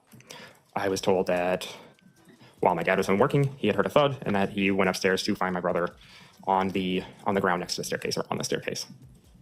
And did you see your brother in June of 2021? In June, I did, yes. Okay. What, if any, sort of lingering medical effects did he have, to your knowledge? I wasn't aware of a lot. I believe there was general numbness, I was told, kind of during that, and overall tiredness as well. Did you know anything about any potential long-term damage? I don't believe that I was told enough yet. It seemed like it was still under evaluation. And did you know anything about appointments in the future? I actually did. I was told by Chandler during that time, between the time frame, I don't remember the exact date, between July 1st and July 7th, that he had an appointment and he was asking if I could help give him a ride in case he needed one. Okay. Did you guys ever firm up any plans to take him to his appointment? We had offered a ride if needed, but he never ended up needing it. Okay. And do you know roughly what date you were diagnosed with diabetes? If the weekend was June 13th to 15th, it was in the middle of the month, whatever weekend around there. And did Chandler's fall occur before or after or during your hospitalization? After. Okay. Within days? I don't remember. Could have been a week. Okay. Other than Chandler seeming tired, did you personally observe any differences to Chandler's physical appearance? Just the neck brace, but no, nothing else. Did you observe any difficulty he had walking? Nothing so, no. Did you observe any weakness of limbs, picking things up, anything like that? I didn't see him pick much up either, so I guess I can't say. Okay. So Mitchell, I need to ask you a few difficult questions. Are you a beneficiary for your parents' life insurance? I am. How much do you believe that you will end up getting out of life insurance because of their deaths? They have a few different policies. It is in the, if I'm remembering correctly, it is in the ballpark of around $1 million. That includes the house as well. Yeah, I don't believe that's including the house, actually. Have you been paid out anything as of today? No. Is anybody else listed as a beneficiary? I believe it went to my mom first. If my dad's death had preceded my mom's, or I guess their policies listed each other as primary, but then yes, also my brother was listed in the same line as I was. And Mitchell, did you have anything to do with your parents being missing? I did not. Going missing? No. And were you fully cooperative in the investigation? Yes. Did you provide a DNA or a buccal sample upon request? Yes. Did you provide proof of work during the first week in July upon request? I did. And did you participate in multiple interviews with multiple different officers? Yes. Nothing further. Cross-examination. Good afternoon, Mr. Halderson. My first questions have to do with you living at that house in Windsor, Wisconsin. Did you ever live there yourself? I would never have listed that as my address, no. But I have stayed there over weekends. And before July of 2021, you would be at that home one or Harry two times a Potter. month, perhaps, to visit? You know, probably in the ballpark of two to three, possibly even 4 times a month. Yeah, we visited often because they were close. And would those be overnight visits? Occasionally, yes. And when you say we, is that with your fiance? That's correct. Now, in July of 20, or June of 2021, you did visit there on Father's Day, is that right? He does look like Harry Potter. Let me rephrase that. You visited there for a Father's Day celebration, That's correct. but it wasn't on Father's Day. I don't remember the date. And that was a meal with everyone? Yes. Yes. I believe I'm remembering the date you're talking about now. Yes. How many other times did you visit that home in June of 2021? I don't believe I would be able to give an accurate number. A couple, but I don't remember the exact amount. And is it fair to say that that would have been the number of times you saw your brother that month as well, in person? That is correct, because yes. You guys didn't get together other times? No. Now, you did, or you did have a relationship with your brother online, is that right? That's correct. Mostly playing what are first-person shooter video games? Mainly, yes. Now, in direct testimony, you indicated that your brother was very interested in Russian guns, particularly the SKS, correct? Yes. And that interest goes back several years at least, right? Yes. How many years do you think that goes back? I wouldn't be able to tell you that. A long Sure. time. Is that Yes. true?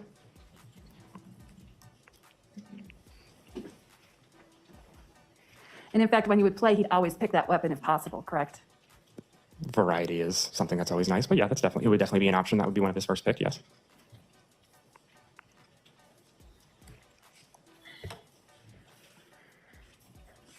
Now, I'd like to ask you a little bit about the cabin.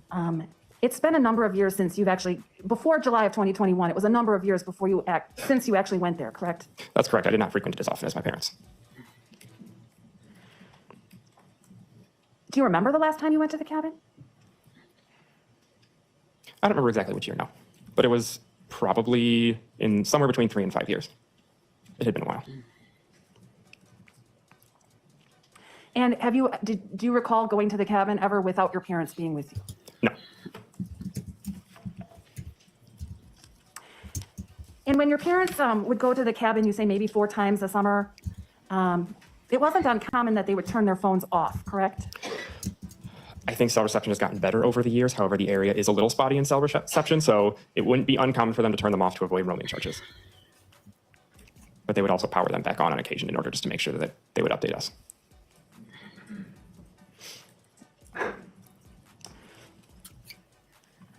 Over the weekend of July 4th, 2021, you weren't concerned about your parents until what point?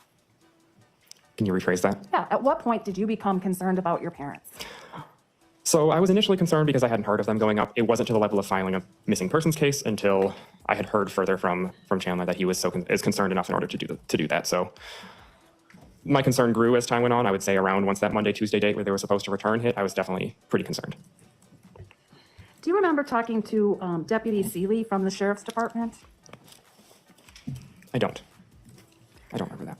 Do you remember if you ever told Detective Seeley that you yourself were not personally concerned at the time you were talking to Deputy Seeley? I don't remember which day that was, and I also don't remember saying that. Is that something you might have said?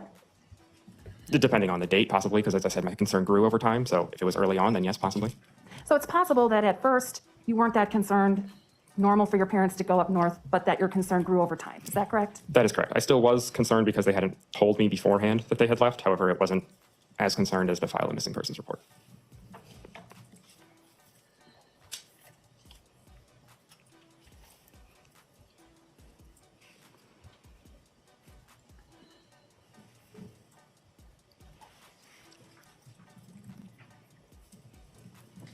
Thank you. I don't have any other questions. Any redirect, Attorney Raymond? No. May Mr. Halderson be excused and released? He's excused from his subpoena for right now. He remains exempt from the sequestration order, but he remains under technical So you would still have an obligation to be recalled if recalled, and thus you have to follow the sequestration as if you hadn't testified so far. Thank you, sir. You can return back to the lobby or the waiting room. Thank you, Your Honor. Judge, I'll note. That's a shame. Like, I guess being that he is subject to recall, he can't sit in the gallery as of right now. But I can just imagine that I don't think that I could be him. But yeah, Emily Stokes, you are correct. He faked his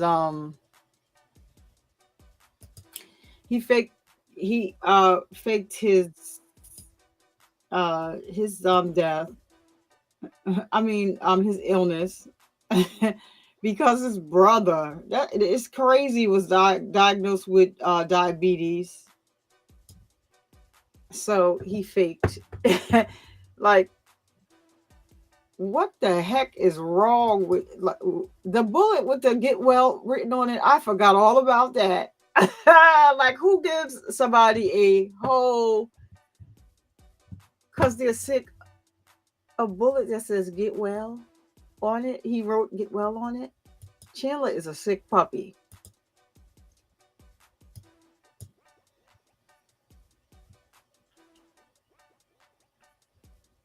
Bet you he's somebody's girlfriend now. And sir, if you believe you can responsibly and safely testify without a mask, that would be our preference, if you would. Thank you so much. Good afternoon. Could you please state your name for the record and spell both your first and last name? Good afternoon. Justin Grones, Justingrones. And Mr. Grones, how are you employed? I am a detective sergeant with the Langlade County Sheriff's Office. And where the heck is that? The county seat would be the city of Antigo. Okay, so it's north of here about 2 hours? Just shy of 3 hours. Oh, okay, a little bit further, 3 hours. And in early July of 2021, was your agency requested to be an assist agency by the Dane County Sheriff's Office? Yes, we were. What did you know about that? On Wednesday, July 7th, we received a teletype from the Dane County Sheriff's Office asking us to check the cottage or lake home property, which belonged to Bart and Krista Halderson of Dane County. And I'm going to show you what has been marked as Exhibit 28. In your employment, do you guys have body cams? In the Langlade County Sheriff's Office Detective Bureau, we do. Our patrol deputies do not. So because you're a sergeant, you have a body cam. Yes, I do. And did you provide footage of your body cam to the Dane County Sheriff's Office? Yes, I did. And I believe we showed you a portion of this. Did it appear to be a true and accurate copy of your body cam footage from your assist to the Dane County Sheriff's Office? Yes, it did. I would move Exhibit 28 into evidence at this time. Any objection? No objection. It is received. Providing the transcript for the court.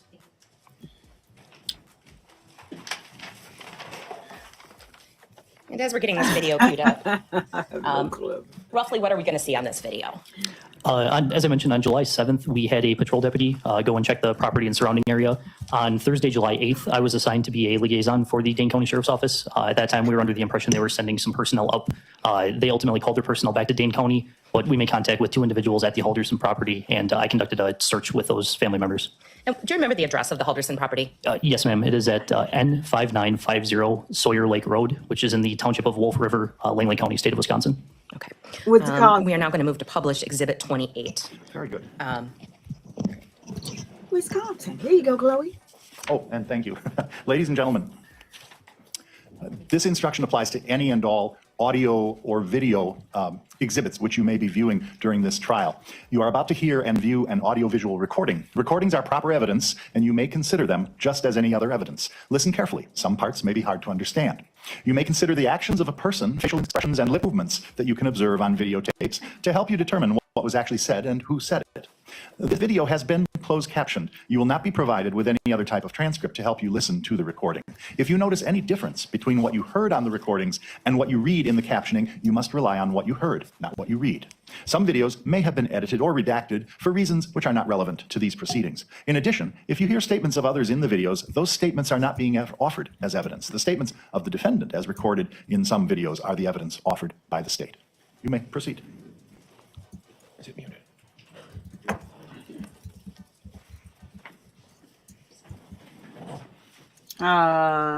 Wisconsin. Judge, is the sound on with you? Just figuring that out. We'll go off the record for a moment. Now it might be on. Or it was on before. Hi there. I'm Detective Sergeant Grones of Langley County. Are you guys The Halderson? you are affiliated with them? Yes. Okay. What's your relation? You're their son. Okay. Yeah. All right. Yeah, it's my understanding someone from the Dane County Sheriff's Office is going to be up here soon. I don't know if you've. They unfortunately were just called, being informed they were just called back actually. Oh, So they will not be here. really? Yeah. Okay. That's news to me too. Yeah, this is actually someone from the Sheriff's Office if you want to talk to them. Oh, sure. Hello. Detective Richmond at the Dane County Sheriff's Office. I was actually just on the phone with Mitchell telling him that unfortunately our two detectives that were going up there to meet with them, they got pulled back and they're here now. And I just found out about this and so I just called and let them know. So I apologize for the miscommunication. Okay. Sure. Yeah. We'll. I guess we'll touch base with them up here. Is there anything else that you guys would need us to do while we're out here? At this moment, no. But I mean, if you feel like, you know, it's worth going around with them, if they want to talk to neighbors, because they mentioned they might want to. Sure. But I mean, that's something you certainly don't have to do. Okay. So, but at this time, I'm kind of one of the people that's kind of following orders. But sure. I don't think there's anything that we could have you do at this moment, but that doesn't mean it won't change. Okay. Sounds good. Yeah, if we come up with anything here through our conversation, we'll be in touch with you guys and let you know. Then. Okay. All right, thank you. Yep. Thank you. Yep. This is their son, and then are you friend? I'm fiance. Fiance. Okay. Yep. Apparently he was just on the phone with Dane County, and they got called back to Dane County, so they're no longer coming up here. Oh. So at least they let you know that, I guess. I was just calling to see what was going on. Sure. Yeah. Yeah, because we were kind of thinking the same thing too, based on when they said they left, that they should probably be here. So yeah, I'm Detective Sergeant Grones with Langley County. Sergeant O'Neill, Deputy Rojas. Deputy Rojas has been out here a little bit yesterday and then this morning as well. This is my first time at this property. I haven't seen anything. One thing that he mentioned I think would be a good idea is, have you like walked around or anything yet? Yeah, I did walk around. Okay, do you have a key or access? We were hoping so, but no. No, okay. We found a set of keys. We were hoping were the right ones, but it doesn't look like it. Gotcha. If it works for you, I just want to roll my windows up and lock my car, but maybe we could just take a walk around and see. You would know the property probably better than we would. It's changed a bit since I've been here, but yeah. Sure. How long has it been in the family? It's always been in the family since the 40s. Okay. Do you guys typically use it a lot, or? A few times a year. That's when my parents come up. I haven't come in. Look at him. Okay. Look, If you had to look. guess, I mean, how long has it been since you were up here? Me personally, probably 5-6 years. Okay. Do your parents regularly come up here? Yeah, they come here a few times a year. A few times a year. Okay. 3 or 4. I don't remember if this is the first time this year or not. Wait, this is the third time this year, because I think your dad opened it and then came after a storm or something. Okay. And then came again. Sure. All right. Yeah. Let me just grab my windows quick, and then we'll take a look around, and we'll go from there. Okay.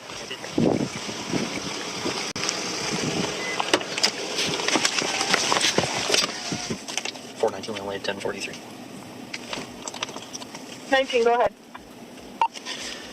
Uncoded. Apparently Dane County canceled their detectives, so they're no longer coming and returning to Dane County. We are out with the Halderson's son and his fiance, and we'll be taking a walk around the property with them.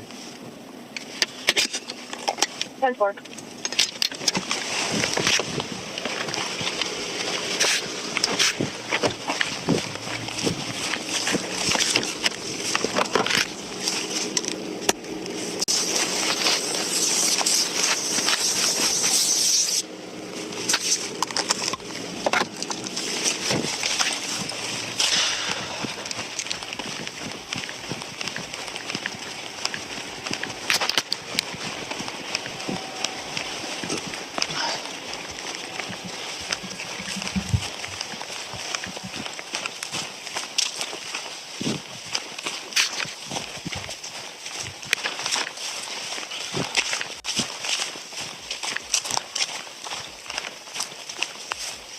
Why are you walking like that?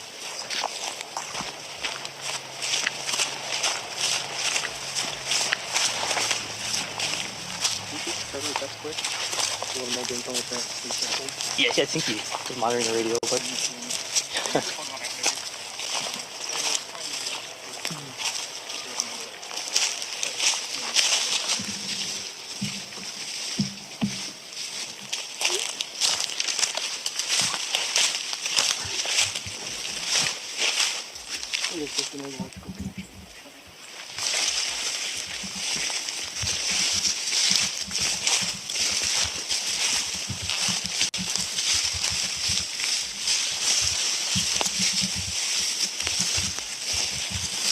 Do you guys have a boat or anything up here? Yeah, that's what I wanted to try to get in there as well to see if anyone was missing. Boathouse? Okay. Yeah, that's the boathouse there. I mean, everything looks still pretty close up.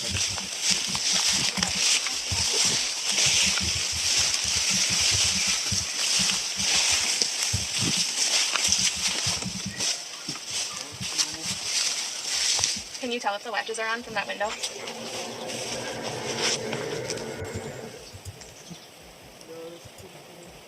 Okay. All the locks are locked better. Okay.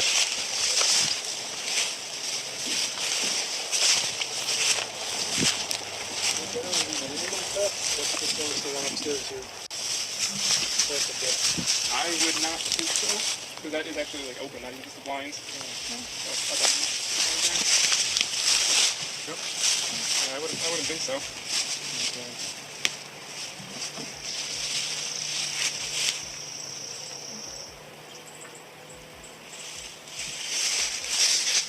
See if we can get a ladder.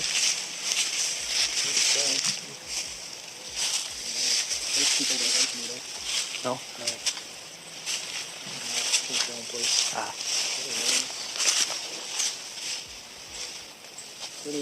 Sorry, I didn't catch your name. Oh, Mitchell. Mitchell. Because otherwise, I mean, we probably could get in if you wanted us to. Obviously, there'd be some damage. We'd try to minimize it as best we could. But Yeah, no, I think that honestly at least makes sense at this point. Yeah, to be safe rather than sorry. Yeah, I mean, yeah, we're not going to drive a truck through a wall, but no, unfortunately, if it's locked, we would have to do something. But Yeah, I wouldn't expect the locks to be crazy strong anymore at this point. Is it just a padlock on the front? Yeah, it's just a padlock. okay, yeah, and I have a pry bar, and we might have some other options to. Yeah, a lock is a lot cheaper to replace than a wall, but yeah, let's maybe take a look at the boathouse. The main thing down here is just a padlock, but there is a window, but it's kind of tall. So Okay.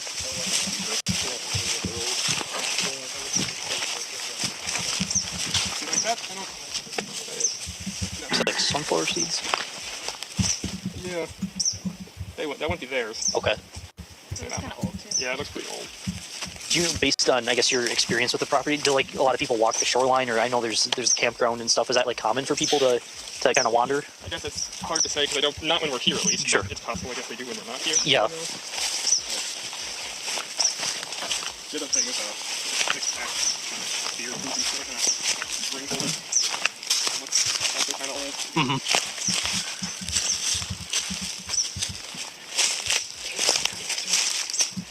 Yeah, and to be, depending if your parents only come up here a couple times a year, if the neighbors know that, and you have a nice little beach here, they might just kind of poach on your little territory here.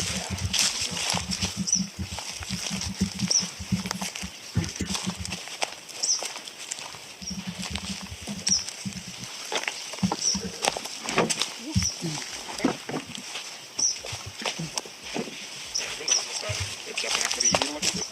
Oh, sure, it's way up there. Okay.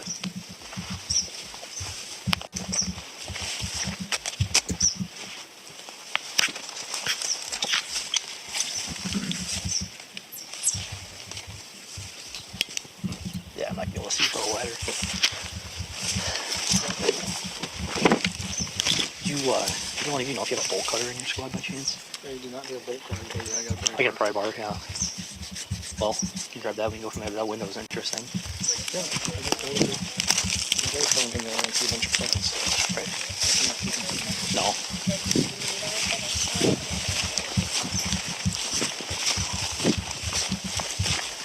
Yeah, I don't know if you just want to hang tight with them. I'll go see what I got for equipment. Yeah, we can start there. It's definitely not maintained.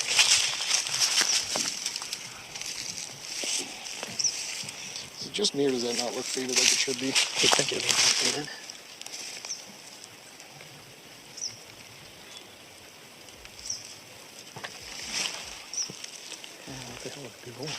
There's just this thing here, but This looks more like a phone box. yeah. That'd be phone, and that's coax. From the look of it.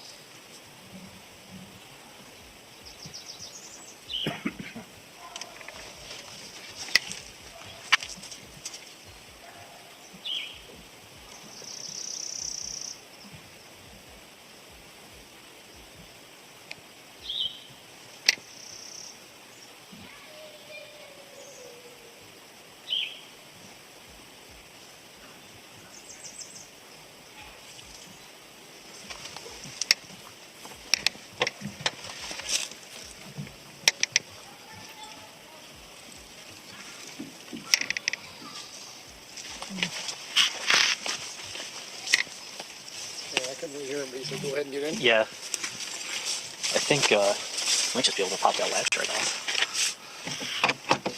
Oh, we should take pictures first. Yep. Before and after. Beat you.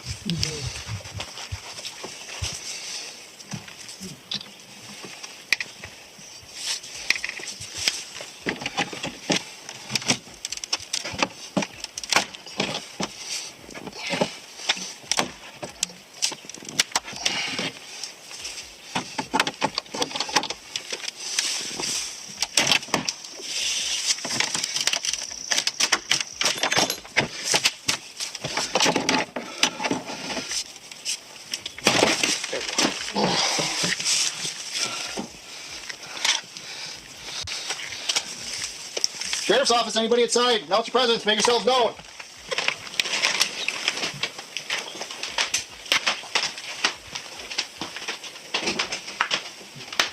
Clear over here. Okay. Got closed door straight, closed door right. Meeting kitchen area, left of the stairs. Well, I suppose I'll hold the stairs over here. Okay. You want to clear the kitchen. Sheriff's office, anybody inside? Announce your presence, make yourselves known.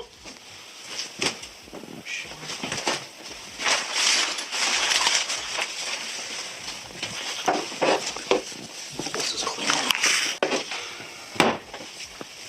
This is the pantry. And shit. There's a trapdoor basement. Okay.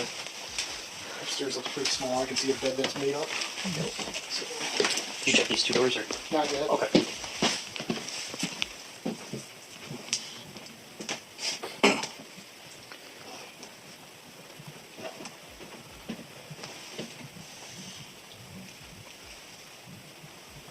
Upstairs is clear. Okay.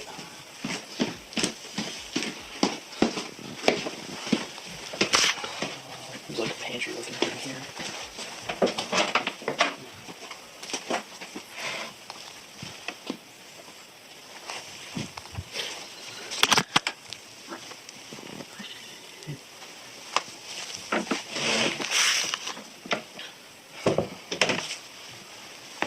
This one's clear. Okay. This is here behind you. Oh, that's what you're talking about. I didn't even see those little holes. Because I'm not even seeing, nothing's like left out like they left here, but we're coming back. Yeah.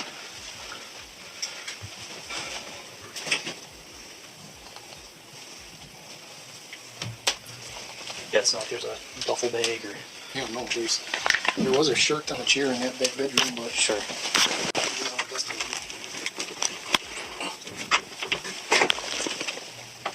Oh, fuck. Holy shit. Is there like a fucking pole or something?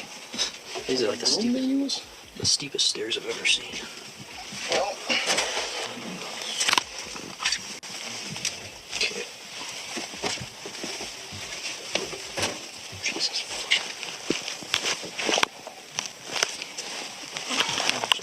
No, it's just a little crawl space. And we gotta go on the bench.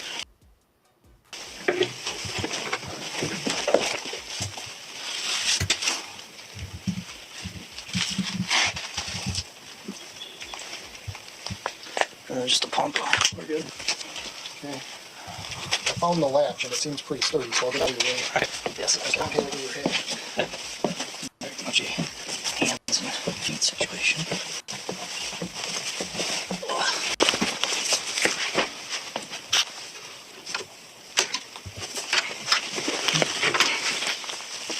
Okay.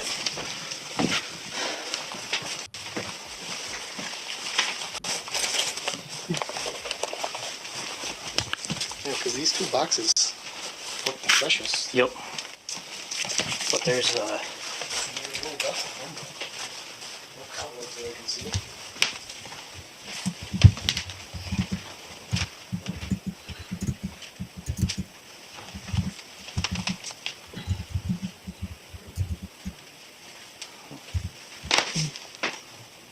This used to look a lot different back in the day. Yeah, sure. Oh, one was mowed. Yeah.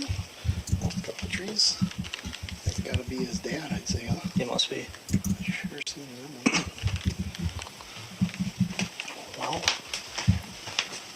then this is just that screen porch. There's I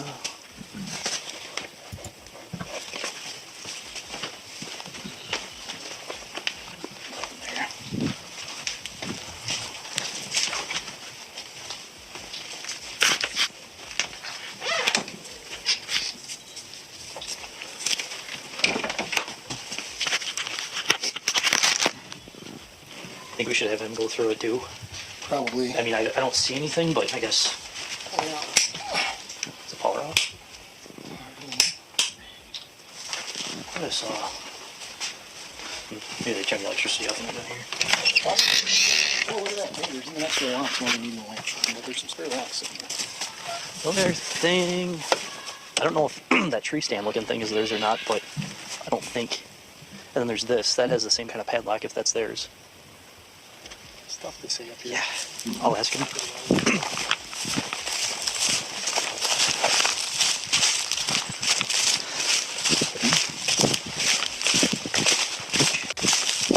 All right, so we were able to just pop the latch off the front door, so it shouldn't. That really should be the only thing that would need to be fixed is just the latch. It should still lock and everything. Nobody inside and nothing looks like it's disturbed. But if you want to take a look with us, because you might know better if anything looks out of the ordinary. Do you know that little like shed building that's in front? Is that there's okay? Yes. And so I would kind of want to look in there, and also kind of want to look in the boathouse just to see. Okay, if you're cool with it, I mean, we can just the same thing. Try to just pop the latch off and be great. That were, I saw right next to the door. There's a little basket with some spare padlocks and keys. Those should probably be the right ones. I would. Okay, well, yeah, maybe we'll save a couple latches. Yeah. Remember, they usually keep the keys in that basket. Okay. So there's something in there. Didn't notice anything like a duffel bag or anything to suggest that maybe they were staying here and like left and were going to come back. I'm assuming the power is shut off too. I'm assuming maybe if they're not going to be up here, they might shut the power off. There is a little bit of damage there. I took pictures before and after, so we got it documented. But tried to be as gentle as I could. So.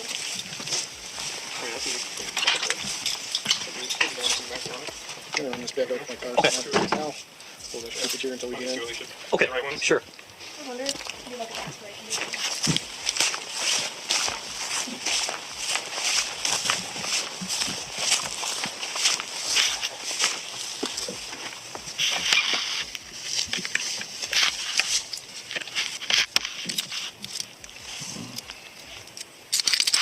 I could probably get Boatnik to send me the lockpicking for law enforcement.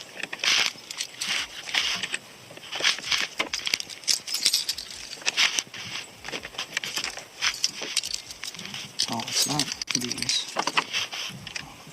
No.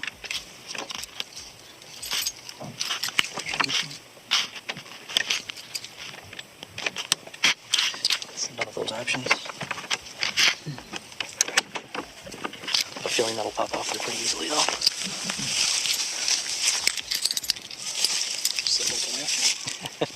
Those need more than anything else.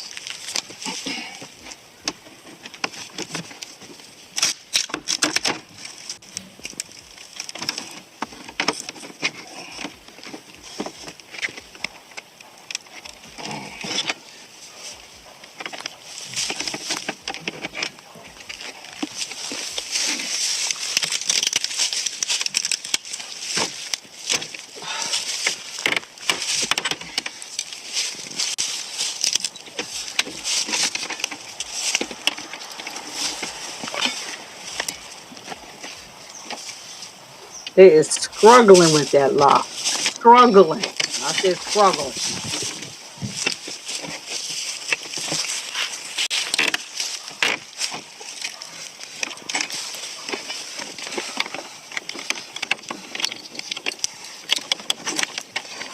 Basically broke.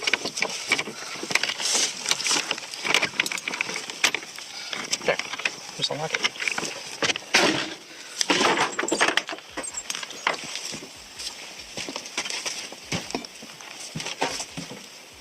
Clear.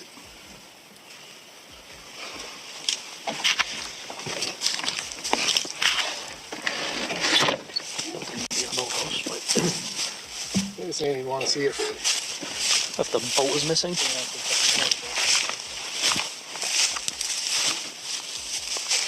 Underwood.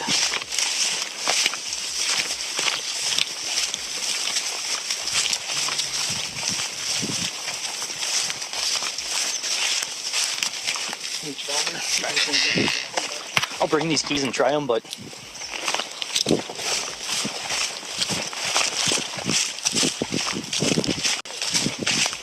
what's that? Stuck in a rabbit hole.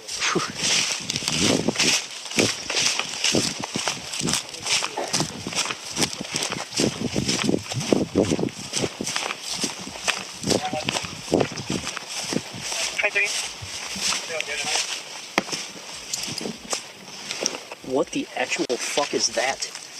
Hi, Farley, I'll be up with 423 for Oh, a toe biter thing? A water beetle or something? Holy 9294.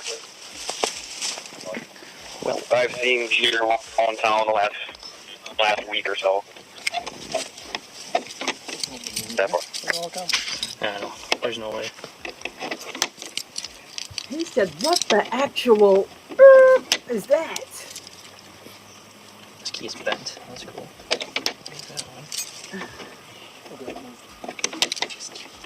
That thing is huge. I think something even bigger than that. Like oblong or shiny one day creeps. Did not search for that either.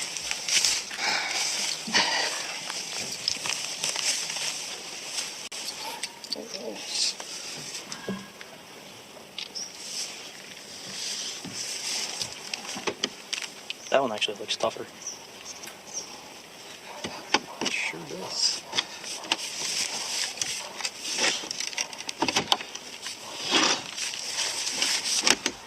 Be a bad burglar. Yeah, I know. I wonder if this. Oh, that doesn't turn that way. I was gonna say, did you just turn that and then? Not anymore. No. Not sure if that latch will fit through that lock. You know, I thought maybe. Nope.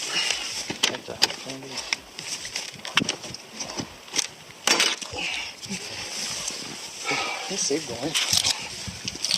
There's a boat, a canoe, and a tube. Silly.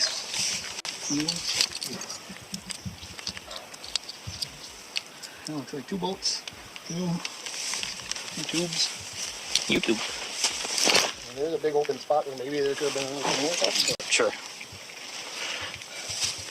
Get that finger. I think it's dead. I think it's just like a shell. I think it's just plain possum. I'm trying to see what is he talking. Who's making me itch? Oh.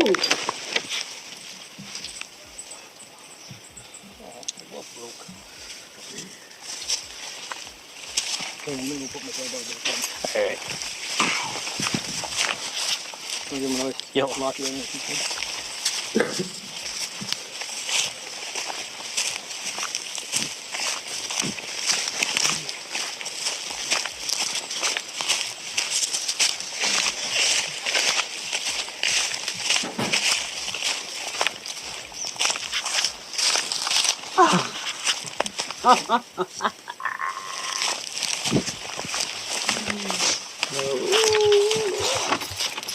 Well, unfortunately, none of these keys work for the locks, so we did have to, we popped the one off the shed and the boathouse. Okay. Nothing out of the ordinary in the shed. I can give you these back here. The boathouse, it looks like I guess I'm not sure how many, there's like a John boat and a canoe in there, and then there's some like pool noodles, inflatable inner tubes. Okay. I don't know if how many boats are supposed to be in there, but... My brother seemed to have thought there should have been 2 boats in a canoe. Okay. Take a look. Yeah, absolutely. Put cement down? No.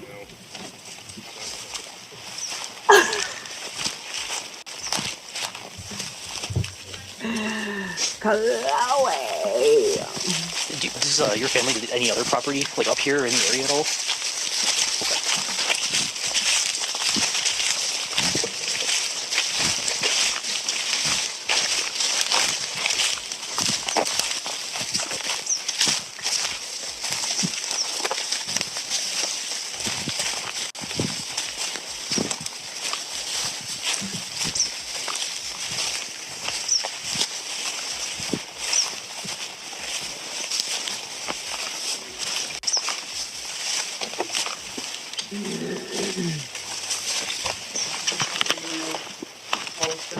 Okay. Yeah, and that boat's always there too. it looked like there is another second one behind it. Oh, there. Oh, yep. You're right. There is. Okay. Ooh. It's pretty normal. Okay. So I know. I guess I don't know a ton of details about everything that's going on. I guess my understanding is they're believed to be with another couple. Someone else, at least. Okay. Yeah, I don't know who. Yeah, okay. I was gonna see if you knew who they were. If because we could always look and see if they own property up here in the area. Just with someone they know and does own property up here. Okay. He said his brother texted him that they did make it safely to White Lake. They never specifically said cottage, like our cottage ever. Out of like reading back through stuff, they just said we're going up north. We made it to White Lake. Okay. And you said they were going to do the. They were going for the 4th parade. Sure. Okay. In White Lake. Okay. Any other, like you said, the family doesn't have any other property, but any other relatives or anything that you know of up here? Not up here. Okay. Go ahead, 423.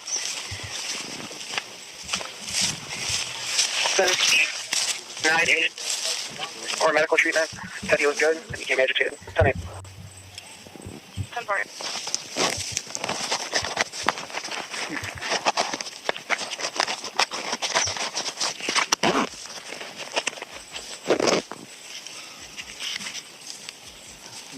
Do you know, did they have any friends, like they might have gone to their cabin in the area, I mean, up in the forest or O'Connell? Or? I have to assume they came up to someone else's cabin, but I wouldn't know anyone else would want to go. Mm-hmm. And you say most of their friends are still in town, back at your hometown.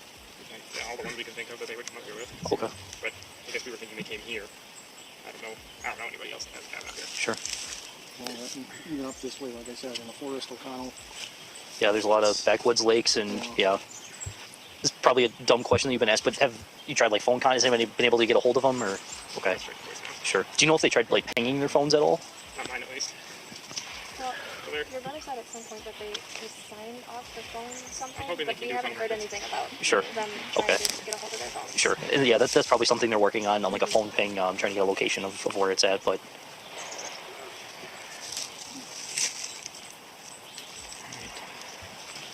And then, do you know, does the family own property across the road too? I thought I had heard or saw that somewhere that. I think so. I think they own a bit of it. Okay. Mom owned a bit across the street. Just wooded though? Is it? Yeah, there's nothing out there. Okay. For us. Like, That's what it shows on the buildings, map. there's no buildings out there. Sure. Okay. And they would prefer to stay in the cabin as opposed to coming up and sleeping on the ground, I assume, so they're not tent camping.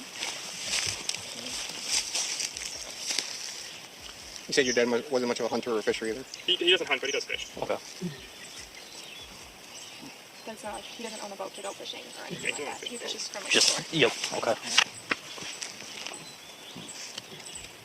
We're gonna check out the front shed to see if those jerry can things in there. Oh, yeah, we can also- his brother said that they got gas cans ready for them to go.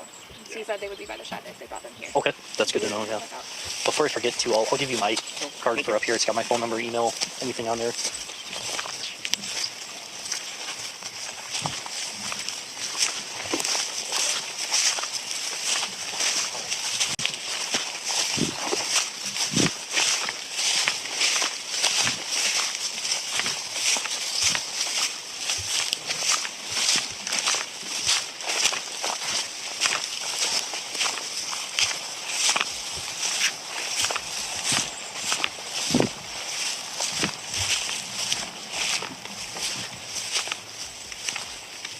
I see one in the back. I think you meant the plastic. That's Okay, I didn't know they were in the back.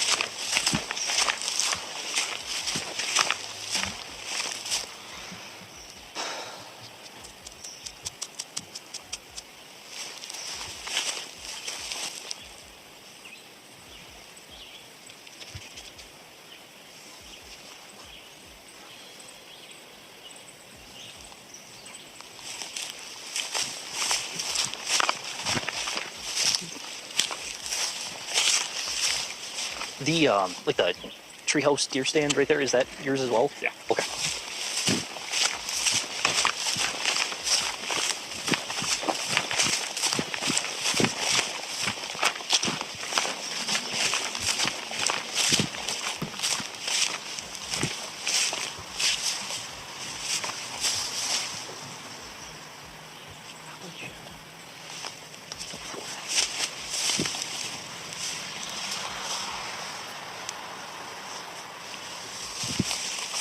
Looks like the floor is falling out of it, so I'm assuming. It's pretty old. Yeah.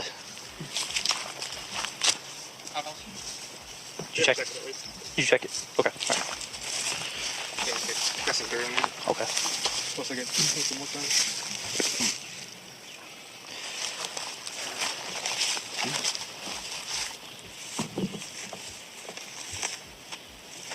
I'm just trying to think of any other possibility. Like, you know, when you were a kid, when you came up here in years past, I mean, is there anywhere else you guys would go, like up to Minocqua or Rhinelander or anywhere like that? I think if you were up here, like take a day trip somewhere.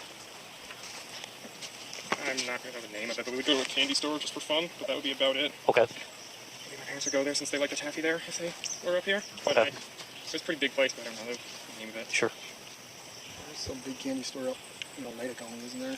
I know there's one like downtown Minocqua. I think it's yeah, it's a pretty big place. It's got a few different rooms that you can go around in, but it's not a chain. Okay. At least not that I would think. It's like the mom and pop up north Kind of candy thing. store. Yeah. Yeah. Something like that. It's Do you remember if you drove like a while to get there? yeah, it was decent. Something like 30 minutes maybe. Sure. Your parents like go to casinos at all or anything like that? Probably no. Okay. There hasn't been any squabbling amongst the family about ownership up here, has there? Well, all of your mom's family lives on the east. They live on the east Okay. and the west coast. So, Folks didn't say anything about having problems with neighbors wanting to buy them out or anything like that.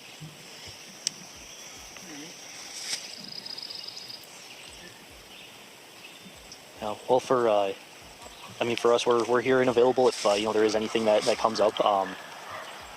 I mean, we can certainly take a drive through White Lake too and see. I mean, we're looking at quite a few days ago now since the parade, but hey, it still might be worth something.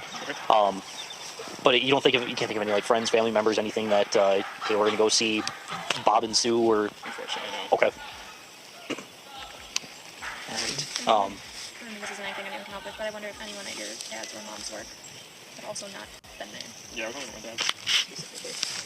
What does he do for work? He's an accountant. Okay. It's possible something that the people in Dane County can look into. Yeah, I can try to get in touch with them as well, just to kind of see where they're at. Being Dane County, they have a lot more people than we do, and they probably have a lot of people working on this. I can almost guarantee it. Do you happen to have the number that you were talking to? Just I wanted to grab that just so I can call and let their detective know. Yeah, 608 Okay. 571 Okay. 8756. 8756. Perfect. Yeah, I'll give them a call and kind of let them know where we're at up here. I think we can cut it at this point. And then yeah, we can certainly at least one of us take a drive through White Lake and see. We stopped it at 47:26, just for the record. Very good. Your Honor, I only have about 5 more minutes with this witness, but I see a lot of wiggles. I don't know if you wanted to perhaps do a break now. Do you know how long the cross-examination might be? Not long at all. Let's go ahead and forge ahead. We're not quite to the 90-minute mark yet, at least in this room. I know you were in the hallway a little bit before, but we'll get this finished up. So, long story short, Sergeant, there was no evidence of Mr. and Mrs. Halderson at the cabin up in White Lake. Correct. In the course of your assistance with Dane County, were you asked a couple questions about a parade that occurred over 4th of July weekend? Yes, I was. And I'm going to show you what has been marked as Exhibit 29. Can you please identify Exhibit 29 for me?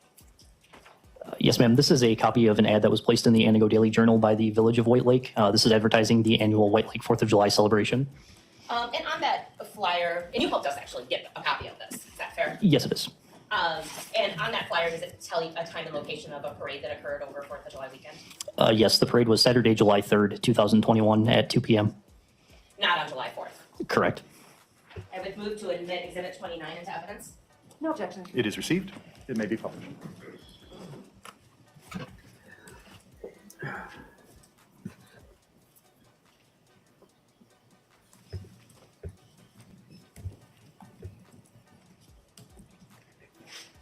No further questions.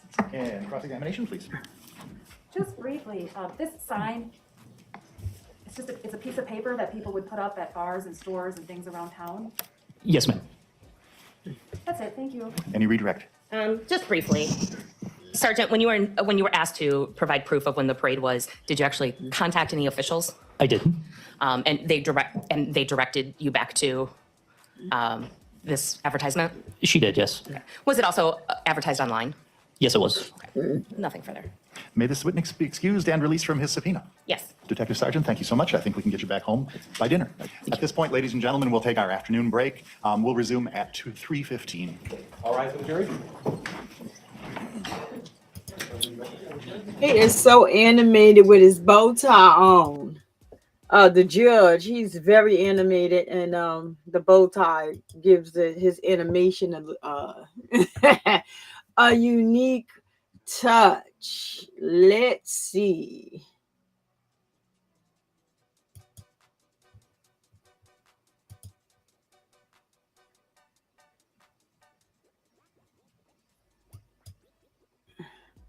The Smiling Cousins done unalived. What?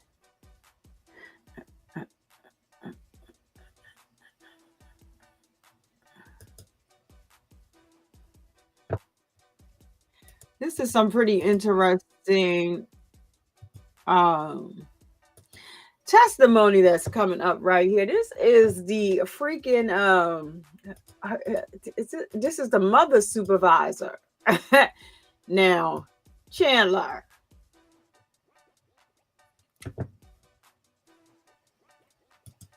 Help to the stand. And this is going to be it after this video for today. Sir, if you believe you can do so responsibly and safely, removing your mask would be appreciated at this point. So- All right. Thank you very much. Go right ahead. There'll be time Good to take a afternoon. Could you break please in state your between name for the record flash. and spell both your first and last name? Yeah, my name is Curtis Van Pelt, Curtis, VAN space capital PELT. How are you employed? I'm a facility manager for Zimbrick Inc. Did you know a person by the name of Krista Halderson? Yes, I did. How did you know Krista? Krista was one of my direct reports. She was our customer service representative. We had her under my employment for a little over 2 years. Could you just very briefly, in a sentence or two, tell me about what Krista was like at work? Krista was a very kind, warm customer service representative. She had a genuine concern for all of our customers on the phone and in person, treated everyone with empathy, and I had many compliments from the general public. Anyone who dealt with her went out of their way to tell me how great she was. He got a whole Could you please rundown. Yeah, this is the time punches submitted by Krista in our management system. And where is the physical location of your office where Krista worked? My office is in front. It's a glass 3-panel cubicle. It is about 12 to 15 feet from the main office where Krista and the estimators resided. Sorry, I asked a poor question. What is the address as in the street address? Street address is 1707 North Stoughton Road In Madison? in Madison. I am Does sleeping. this appear to be a true and accurate copy of her time in, time out sheet? Yes, I gave that copy to the detectives that were there. I would move Exhibit 30 into evidence at this time. No objection. It is received. And I assume you don't have work time your employees memorized. No, I don't. That's why we have the computer. So I'm going to give this Exhibit 30 to you. Can you tell me what hours Krista worked on July 1st, 2021?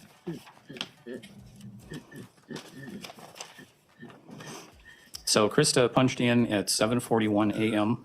on July 1st. You just want me to tell you when she worked too? She took a lunch, I assume. She took a lunch break, 1:13 p.m. to 1:39 p.m. And then she did clock out at 4:58 p.m. And speaking of the lunch break, was there any locations Yo, that so people why go the fuck to I just see a food clip? during the lunch hour that you're aware of near your work? Why are you so loud? Well, there's many places because Easttown is around the corner from us. There's a quick trip right next door, so some folks go and get sandwiches and eat them up in our break room. So there's a multitude of places nearby that someone could go eat off-site. That was in the I'm live. going to show you what has been marked as Exhibit 541. Shit, I'm so tired of them with that nonsense. Yes, this was all of Krista's time off requests from January 1st of 2020 through December 31st, 2021. Did Krista Halderson request to be off on July 2nd of 2021? No, she did not. Did she show up to work that day? No, she did not. Was that unusual for Mrs. Halderson? Extremely unusual. Krista was very conscientious and would text me usually a couple hours ahead of any start time to let me know she would be late or not in that day. And did Mrs. Halderson ask off for July 5th of 2021? No, she did not. I had that day off. You And had that day off. part of our process in our front office is that only one of us can have a day off. We can't have two people taking the same days off. So Dan Croninger took Friday, July 2nd off. I took Monday, July 5th off. And that would exclude anyone else from taking time off in the front office. Did Krista show up for work, if you know, on July 5th, 2021? No, she did not. It was my day off. I was concerned that she hadn't shown up on the Friday before. I went into work to see if she had come to work and if anyone had heard from her, even though it was my day off. But again, no call, no show that day? No call, no show. I texted her a little before 9 o'clock when it was apparent that she hadn't shown up. That text was never delivered. And did Mrs. Halderson have any time in July of 2021 requested off? Yes, she did near the end of the month.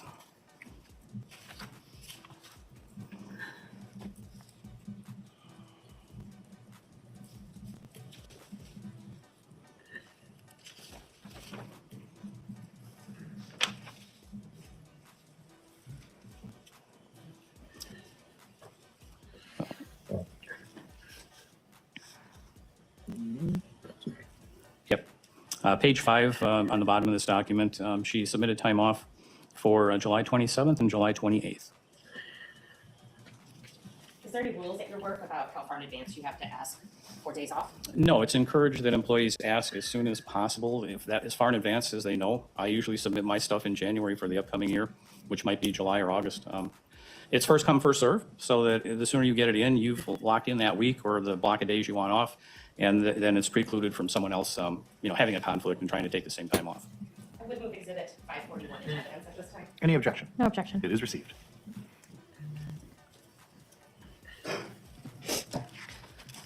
Do you know what vehicle Krista Halderson drove to and from work on July 1st, 2021? She drives drove the Volvo, the gray Volvo station wagon. No further questions. Cross-examination, please. Briefly, yes. Mr. Van Pelt, it sounds like you're essentially, or were essentially Ms. Halderson's supervisor. Is that fair? Correct. As her supervisor, or maybe just in general, would you consider yourself close to Ms. Halderson? She was a great employee, and I considered her a friend. No further questions. Thank you. Any redirect? No, Your Honor. May this witness be excused and released. Yes, Your Honor. Thank you so much, sir. Have a good remainder of your day. You too. Thank you.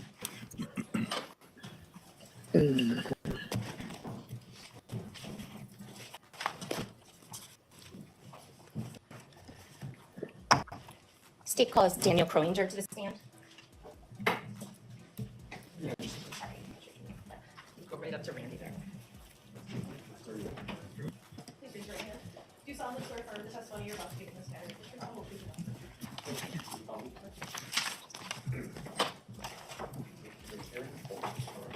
but Hold on, can we approach, Judge? No, Sure. It's fine. I know who does. It's fine. Sir, if you are able to safely and responsibly testify without your mask, it would be appreciated if you could. Thank you so much. And I apologize. I think I said we were going to call Daniel Kroninger, but it's John Polnett. That we've actually called. My victim witness person was right. So, Okay. So I apologize. Sir, could you please state your name and spell both your first and last for the record? John Painelt, John, and then Poehnelt. How are you employed? I'm the store leader at Quick Trip, Which Quick Trip? store 955 over on 1625 North Stoughton. And earlier in this summer, did you provide some footage from your store to the Dane County's Sheriff's Office? Yes. And we showed you a piece of this footage in the past. Is that fair to say? Yes.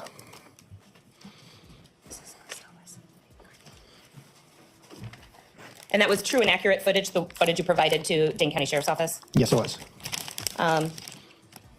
This time I would move Exhibit 31, the Quick Trip video, into evidence. Any objection? Thank you. It may be received, and it may be published.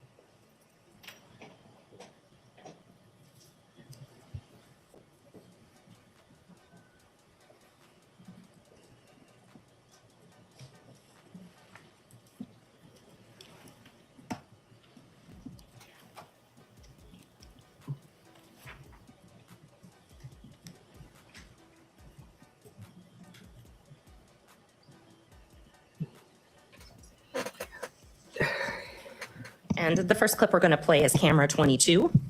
And I believe that's the camera over the north door. Is that correct, sir? The camera from the north side doors? I believe so. Yes. Okay. And we are going to play from 1 minute and 17 seconds. And we're just going to play a couple seconds. Oh, I'm sorry. We're going to play 1:17 p.m. Until 1:18 p.m.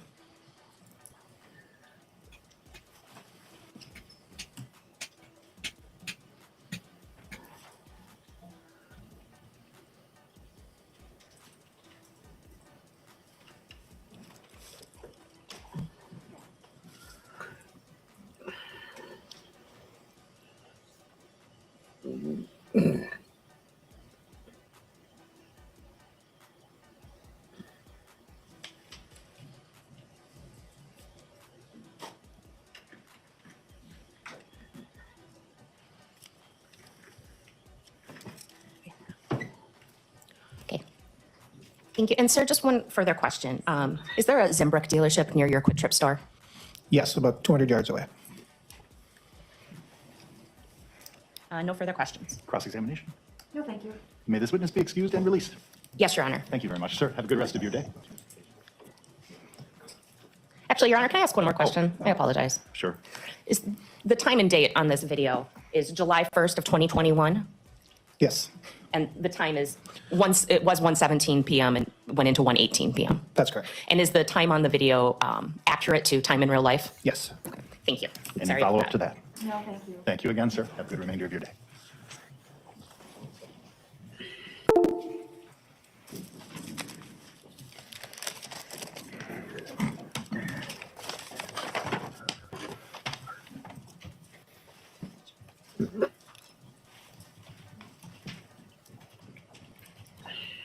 State now calls in the cottage.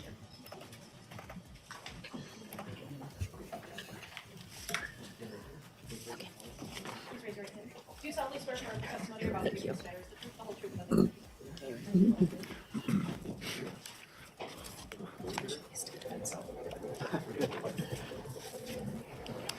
Sir, if you are willing and able to safely and responsibly testify without your mask, that would be our preference. Okay. Thank you so much. Good afternoon. Could you please state your name for the record and spell both your first and last name? Yes, Daniel Joseph Kroninger, Daniel Kroninger. How are you employed? Currently, I am an electrician apprentice.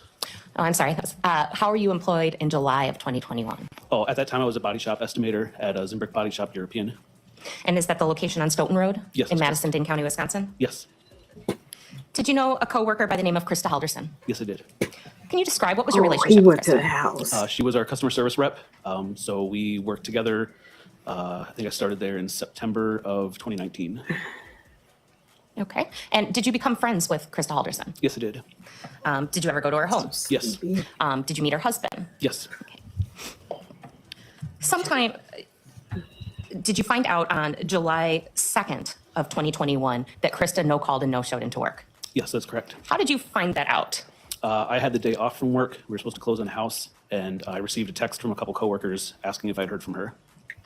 Had you heard from her? I had not. Did she ever discuss with you in the last week of June, that first day in July, any plans to go to her cabin? No. What did you do in response to learning that Krista no-called, no-showed? Initially, we were just my girlfriend and I were taking care of some stuff around the house. I received a second text, I think around 2:30 or so, of another coworker asking if I had heard from her. So around 4:35, 4:40 or so, I drove over to her house to see if I could get a hold of anyone. What caused you to drive over to her house? Just 'cause it was weird for her to not show up to work, and I was living just a couple miles away at the time. Okay. Did you in fact go to her house? Yes, And just so we're clear, that's the house on Oak Springs Circle in Windsor, Wisconsin? correct. What'd you do once you got there? Initially knocked on the door, no response, so I peered through the front door window, like the side light. I saw what appeared to be a table on its side. No response, so we went to the garage door, checked to see if the vehicles were there, which they were, and then at that point, Chandler came to the door. Okay. And did you go into the house, talk outside, or something else? We talked outside of the side garage door. And just to be clear, I'm going to show you what has been marked and received as Exhibit 7. Is this the side garage door that you're discussing? Yes, that's correct. And I will just throw exhibit 7 on the overhead here.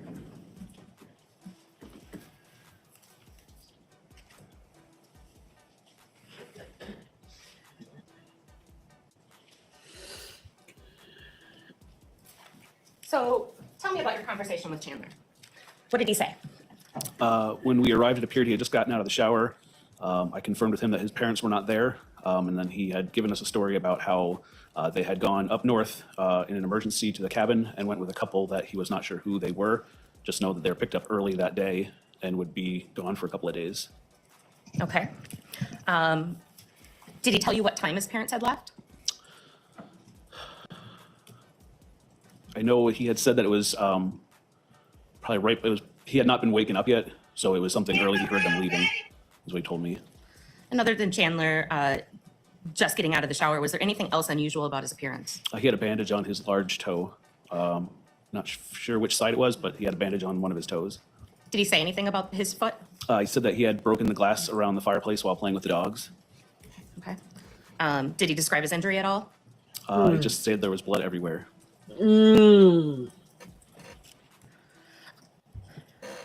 After you spoke with Chandler, were you satisfied enough that you left the house?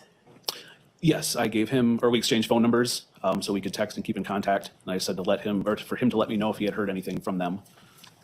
And then at that point, we felt the story made sense, so we left. Okay.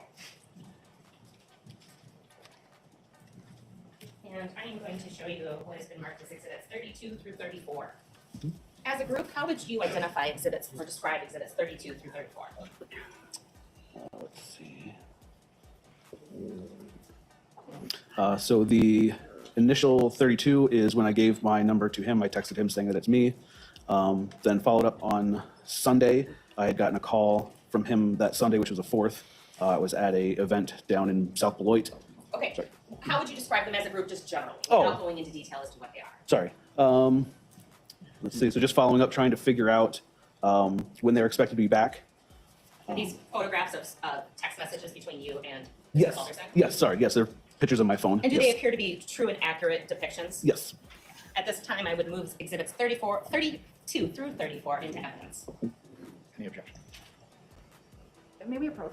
Sure. I'm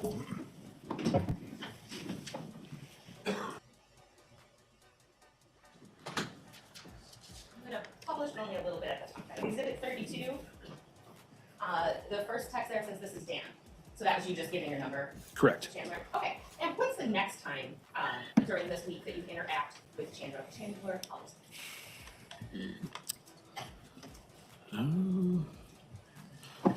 Let's see, so that would have been Friday, I believe. Would you like to look at exhibit 32 to refresh your memory? I believe we spoke that Saturday.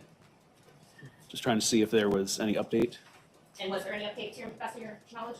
I believe what was told is that they, you can't get a hold of them up north when there is cloud cover, so they're not able to receive or send texts if the weather is not clear. Okay, and I'm just giving you exhibit 32 to help refresh your recollection.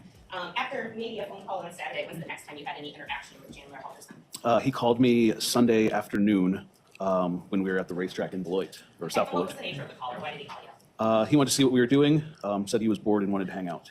Okay, did you guys make plans? Yeah, I told him that we were going to be at the racetrack, and when we got back, we would let him know.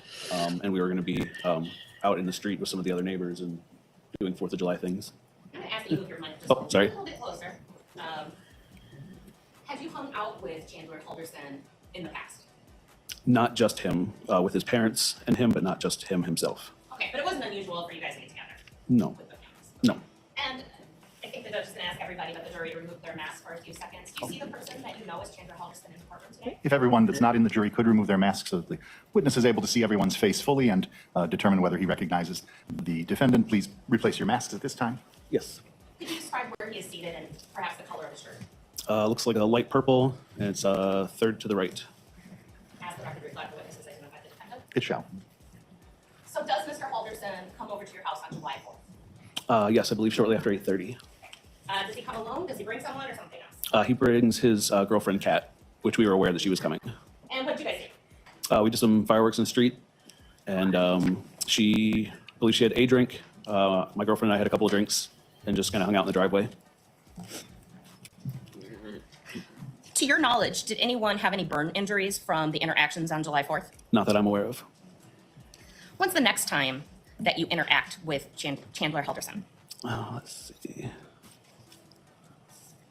And I'm going to actually give you 33 and 34 as well.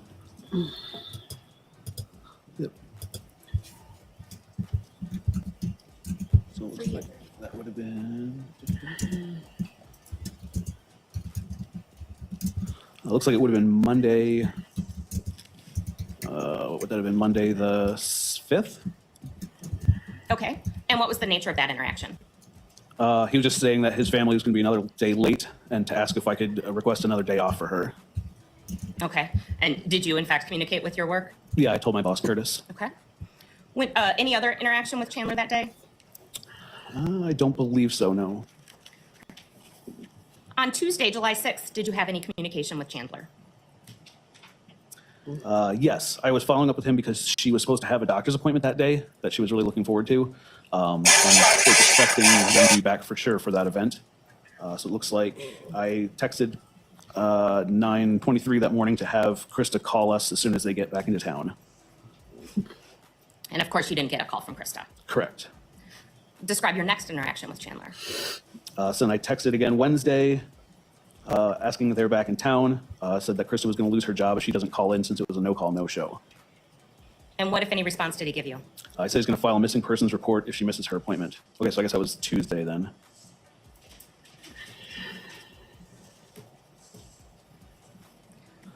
At this point, how worried are you on the spectrum for Krista?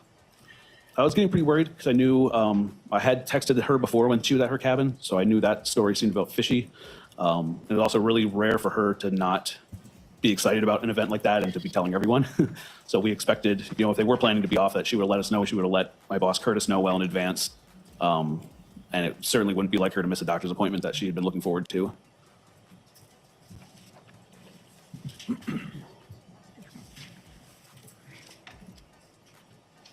And just to clarify, because those are screenshots. Yes. It does say, I believe, the July 2nd message on Exhibit 32. That's the date. Yeah. Or at least it says Friday. Friday, yep. Okay. Which would have been the 2nd. Yep, And then Sunday. Sunday it has the date, and then it says, and then the next message is labeled yesterday. So that would have been, I believe these photos were taken on Wednesday. Okay. So yesterday would have been Tuesday the 6th, and Correct. today would be Wednesday the 7th. Correct. I just want to go through the messages with you. Mm-hmm.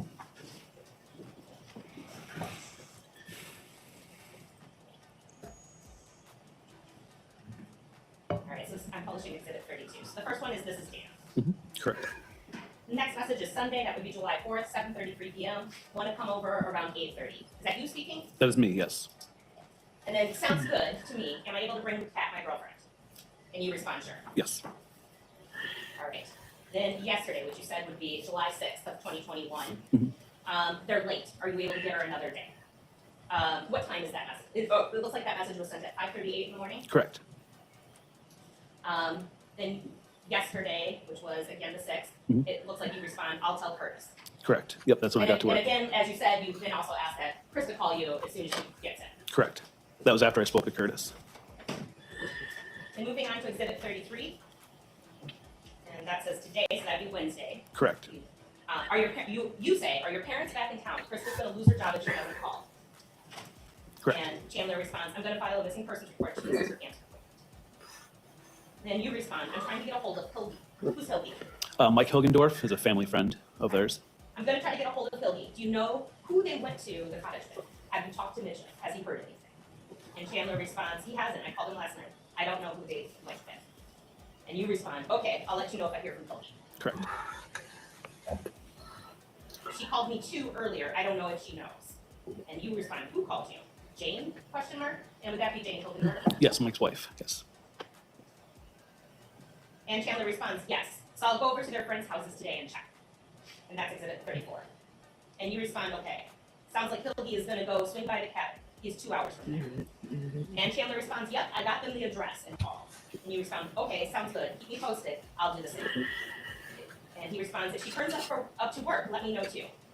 And you respond, will do. Nothing yet. But did you call the police up there? And Chandler responded, no, I'm filing a report here so they can contact all the hospitals and gyms.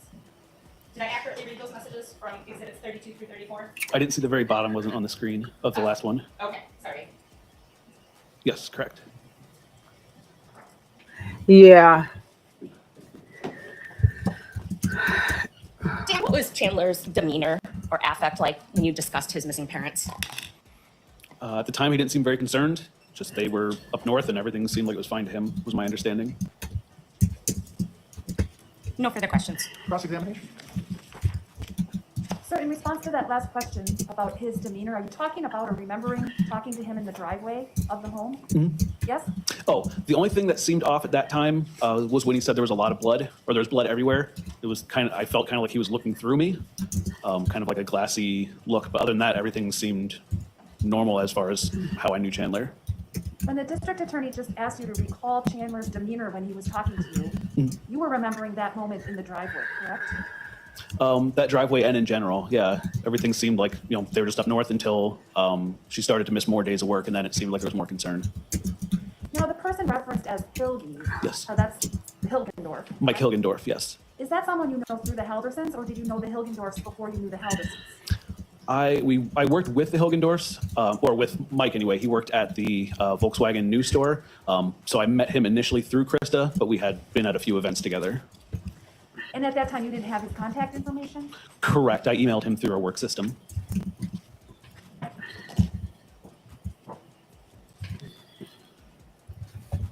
No other questions. Thank you. Any redirect? No, Your Honor. May this witness be excused and released from his subpoena. Well, he's excused. All I guess right. we'd reserve the right to potentially All right. recall him. That means you can't discuss your testimony with anyone until you've been released on a future date. Thank you, sir, very Understood. much. Thank you. Have a good rest of your day. You too. Thank you. Thank you.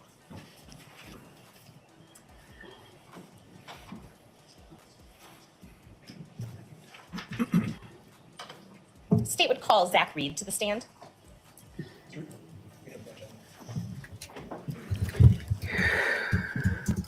raise your hand. Do you solemnly swear affirm the testimony you're about to give in this matter is the truth, the whole truth, and nothing but the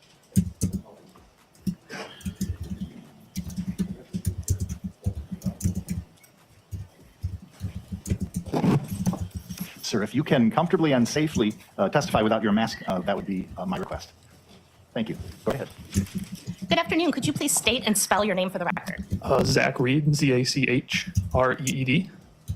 And how were you employed in July of 2021? I'm the HVAC salesman for, then it was Landmark Heating and Cooling, now it's Alcivia Heating and Cooling. And it's kind of an odd question, but what do you drive in the capacity of your work? Ford Fusion. Okay. What color? White. Okay. And sometime prior to July 7th, 2021, was a work order put in to get a quote for some AC? Yes.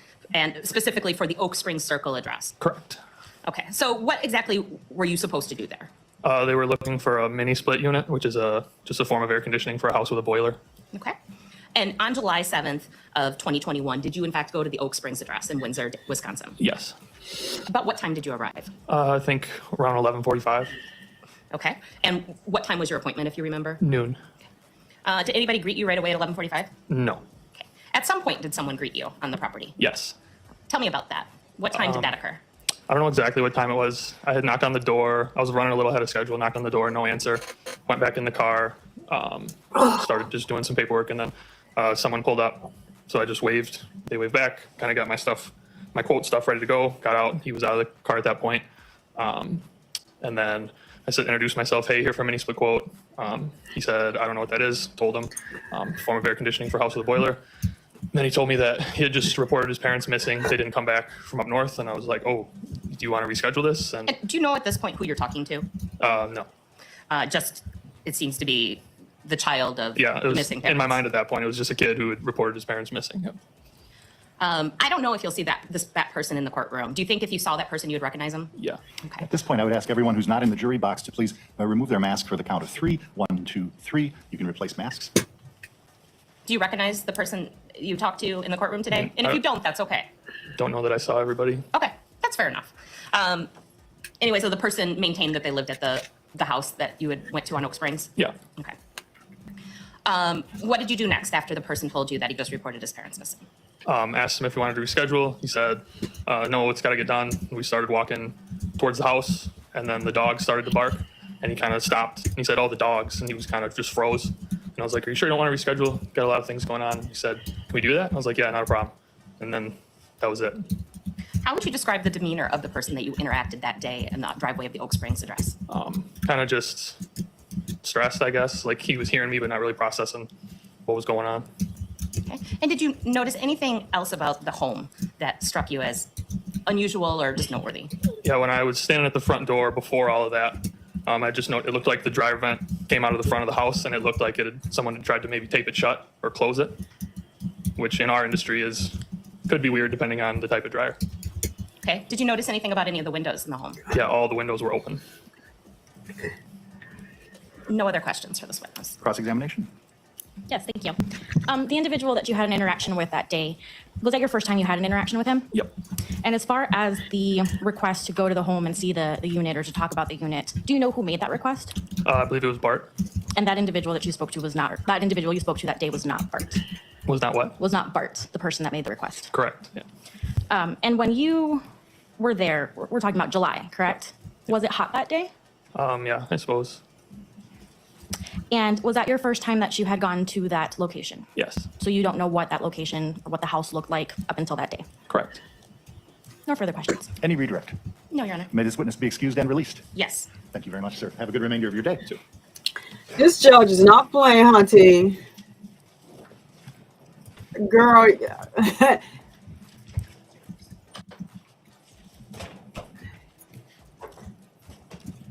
State calls Pam Sidwell to the stand.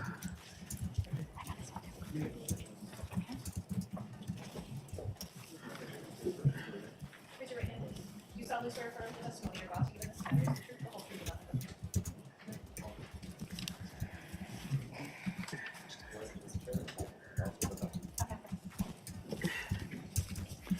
Ms. Sidwell, if you believe you can do so responsibly and safely, it would be appreciated if you would testify without a mask. Okay. Thank you. Sure. Good afternoon. Could you please state your name and spell both your first and last name for the record? Legally, it's Pamela, but I go by Pam Sidwell, Sidwell. Ms. Sidwell, did you know a person by the name of Krista Halderson? I did. In what capacity did you know her? She was my neighbor. She was a coworker for 3 years at a seasonal employer in DeForest. She was a walking buddy, and she was a very good friend. Okay. So you live in the Oak Springs neighborhood? Yes. Did you know the rest of the family? Did you know Chandler Halderson and Bart Halderson? I did. Okay. Again, as a neighbor? I knew Bart, pretty well. We did things, both Bart and Krista, my husband and I did things together. I knew Chandler not so well. I knew of him. I saw him come into work once in a while, and he actually did a few odd jobs for my mother. Okay. And towards the end of July, the end of June, beginning of July, did you become aware of a growing medical concern that Krista may have had for Chandler? Both her and Bart stopped over at our place on, I believe it was Sunday, the 27th, and they said he had fell down the steps and had a concussion. And I said, did he go to the doctor? And she said yes. All lies. Did Krista reach out to you any further about Chandler's concussion? Other than it was either Monday or Tuesday of that following week, she texted me and asked me if I'd be around because she was going to be at work and Bart was going to be at the dentist on Wednesday morning. And just in case he had any issues that he could call. And that was Wednesday, June 30th, 2021? Yes. And what did you answer, Krista? I said, sure.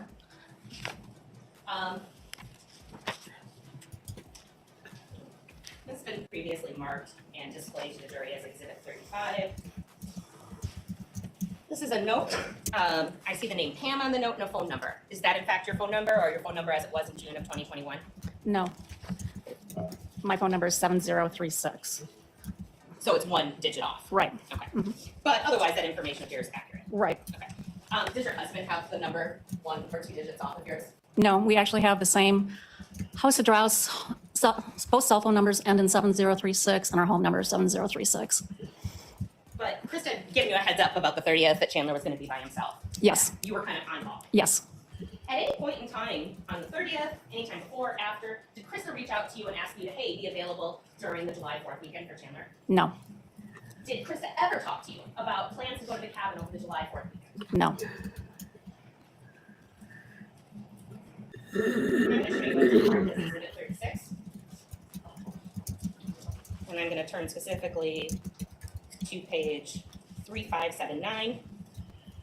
And the last text on there, is that the text that Krista sent you?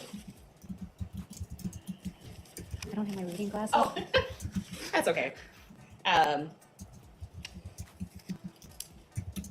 would it be okay to give your telephone number to Chandler tomorrow as a backup in case of an emergency? Does that appear to be accurate, what I read? Yes. And does it sound right that that was sent on June 29th of 2021 at 9:26 p.m.? Is that a yes? Yes. If Krista would have went to the cabin, would it be unlike her to not have somebody check in on Chandler considering his medical condition? Your Honor, objection calls for speculation. I'll rephrase. Generally speaking, if Krista had a concern or was going to be out of town, she tried to let her friends and family know. Yes. And that was part of habit for her. Yes.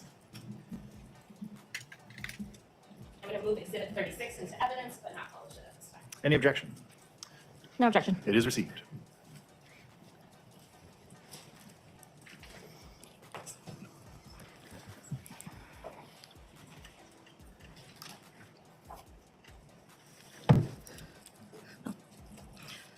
Ms. Sidwell, how did you find out that Bart and Krista were missing?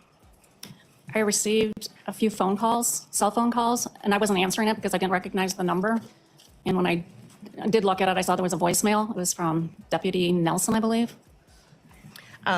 Did Chandler reach out to you at all for assistance during the July 4th weekend? No.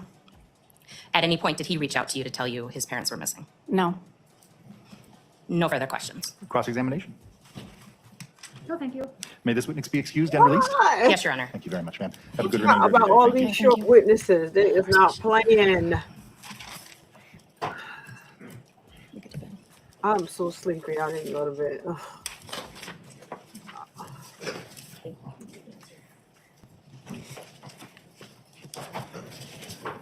Do you solemnly swear affirm the testimony you're about to give matters the truth, the whole truth, and nothing but the truth?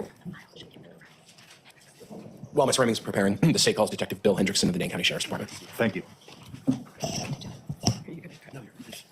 Detective, if you're comfortable and believe you can do so safely and responsibly, testifying without your mask would be appreciated. Okay, thank you. Could you please state your name and spell your first and last name for the record? It's William A. Hendrickson, Hendrickson.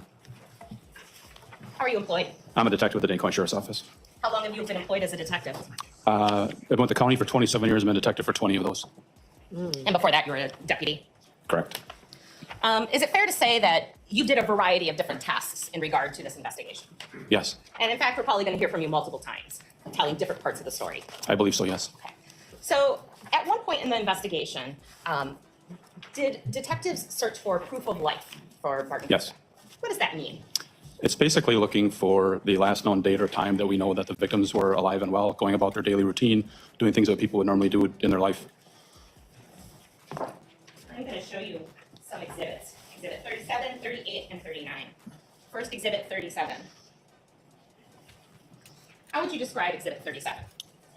37 is a copy of financial records for Chandler Halderson and Bart Halderson from Settlers Bank in Windsor, Wisconsin. And why would you get bank records for a missing persons case? Trying to find out if they have been accessing their accounts, making purchases, if they're making purchases in the area or possibly somewhere else, and attempt to locate them. And does that appear to be true and accurate records as you got them from Settlers Bank? Yes, it does. I would move exhibit 37 into evidence at this time. Any objection? No objection. They are received. And detective, I would ask to draw your attention to some of the last purchases or last accountings here for Bart Halderson. Were any purchases made on July 1st of 2021? Yes. And what were those purchases? It was a purchase at the Quick Trip store. It says Quick Trip Madison. And how much was that one for? $2.62, it looks like. Okay. And what else? There was also one, it looks like it was some sort of a prepayment with maybe UW Health in the amount of $30. Okay. And were there any transactions that popped up on July 2nd of 2021? Yes, there was a purchase at Qdoba, which is the East Madison location in front of East Town Mall, and that was the only one on that day. And you work with bank records during the course of your work as a detective. Yes, I do. Do purchases always pop up on bank records the day that you make them?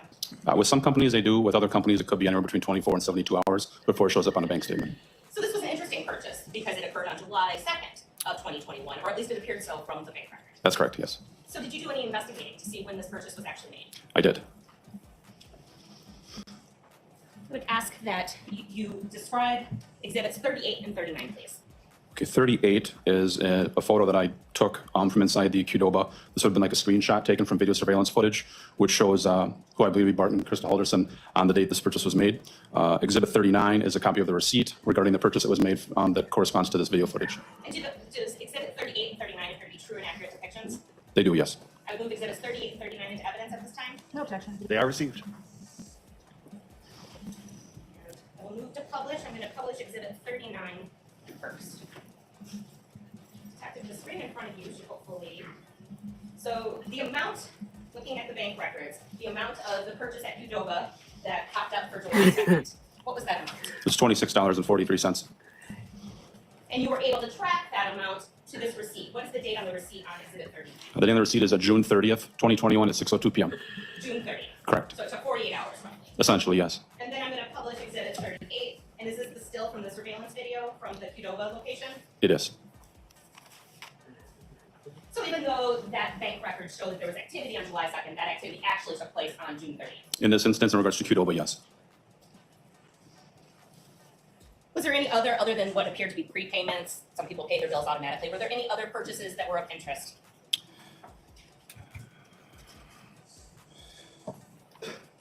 There's a number of transactions that took place after the second at Target, and then there was looks like some probably payroll deposits that went through before the second, and then after the second. It looks like another payment, like an automatic payment, like TDS. Okay, so some automatic things that were correct. That appeared to be. Yes.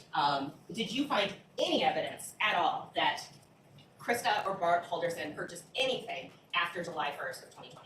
I did not. Counsel, can I ask a clarifying question? Is Exhibit 37 the records of an account belonging to Krista and Bart? Because I thought I heard you say Chandler and Bart. It is Krista and All right. Bart. I actually believe that there's more than one bank record here, and there is an account that also is Chandler and Bart. All right, thank you.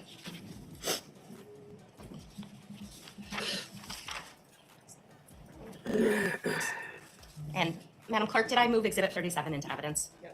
Okay, thank you. No further questions. Cross-examination? No, thank you. At this time, may the witness be excused but not released? Yes. Very good. Thank you, Detective.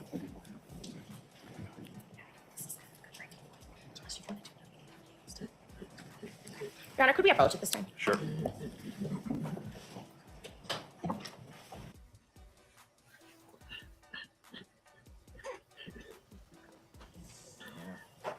Well, that's good. Folks, the state believes that we're at a good point to break for the day because the next evidentiary issues that would be brought to your attention could take us past 5 o'clock. And since this was the first day, and everybody's now, I hope, figured out how this will work and the amount of time it takes and so forth, and was probably had probably a less restful night last night than you would have were it not for knowing you'd be here today. It's a good point for us to break. I will not see you again until tomorrow at 8:45 when I would like to begin. I appreciate everything today that you did as far as your timeliness.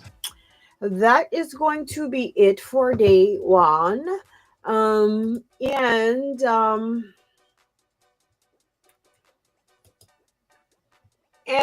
That's going to be it for, excuse me, that's going to be it for day one. You know, as I stated, the ASAP Rocky trial is starting at 1:30 p.m. Eastern Standard Time. It is 12:42 p.m. Eastern Standard Time. So, I'm going to end the live stream. So everybody that's going to be going to either Cats or Flesh's could you just put in the chat real quick? Is Flesh going live at 1:30? Chloe, you wanted more? I know that ASAP Rocky's trial is coming up, so I don't want to, people need to take a break, go to lunch. I'm super sleepy because I did a live 2-something this morning. I was planning this and supposed to be going to bed, but I didn't. Okay, so I don't want to get off topic, but I'll schedule the next live. I'm supposed to be doing something this afternoon, but I think I'm getting ready to go to bed. I'm tired. I'm so sleepy, y'all. I think I'm going to go to bed. But however, you guys know it wouldn't be me if I didn't end the show the way I end the show. So I'll schedule. I'll think about when I'm going to go live. It's probably going to be an early live since ASAP Rocky is in the afternoon. Depending on what happens with ASAP Rocky, I will schedule accordingly. Because Flesh and Catna Williams is going live. Child, is Flesh starting at 1:30, or is he starting later today? I didn't get to pull him up exactly. I know you probably know off the top of your head. I know Cat's starting at 1:30. Yeah, I did. I went live, Chloe, but I was supposed to be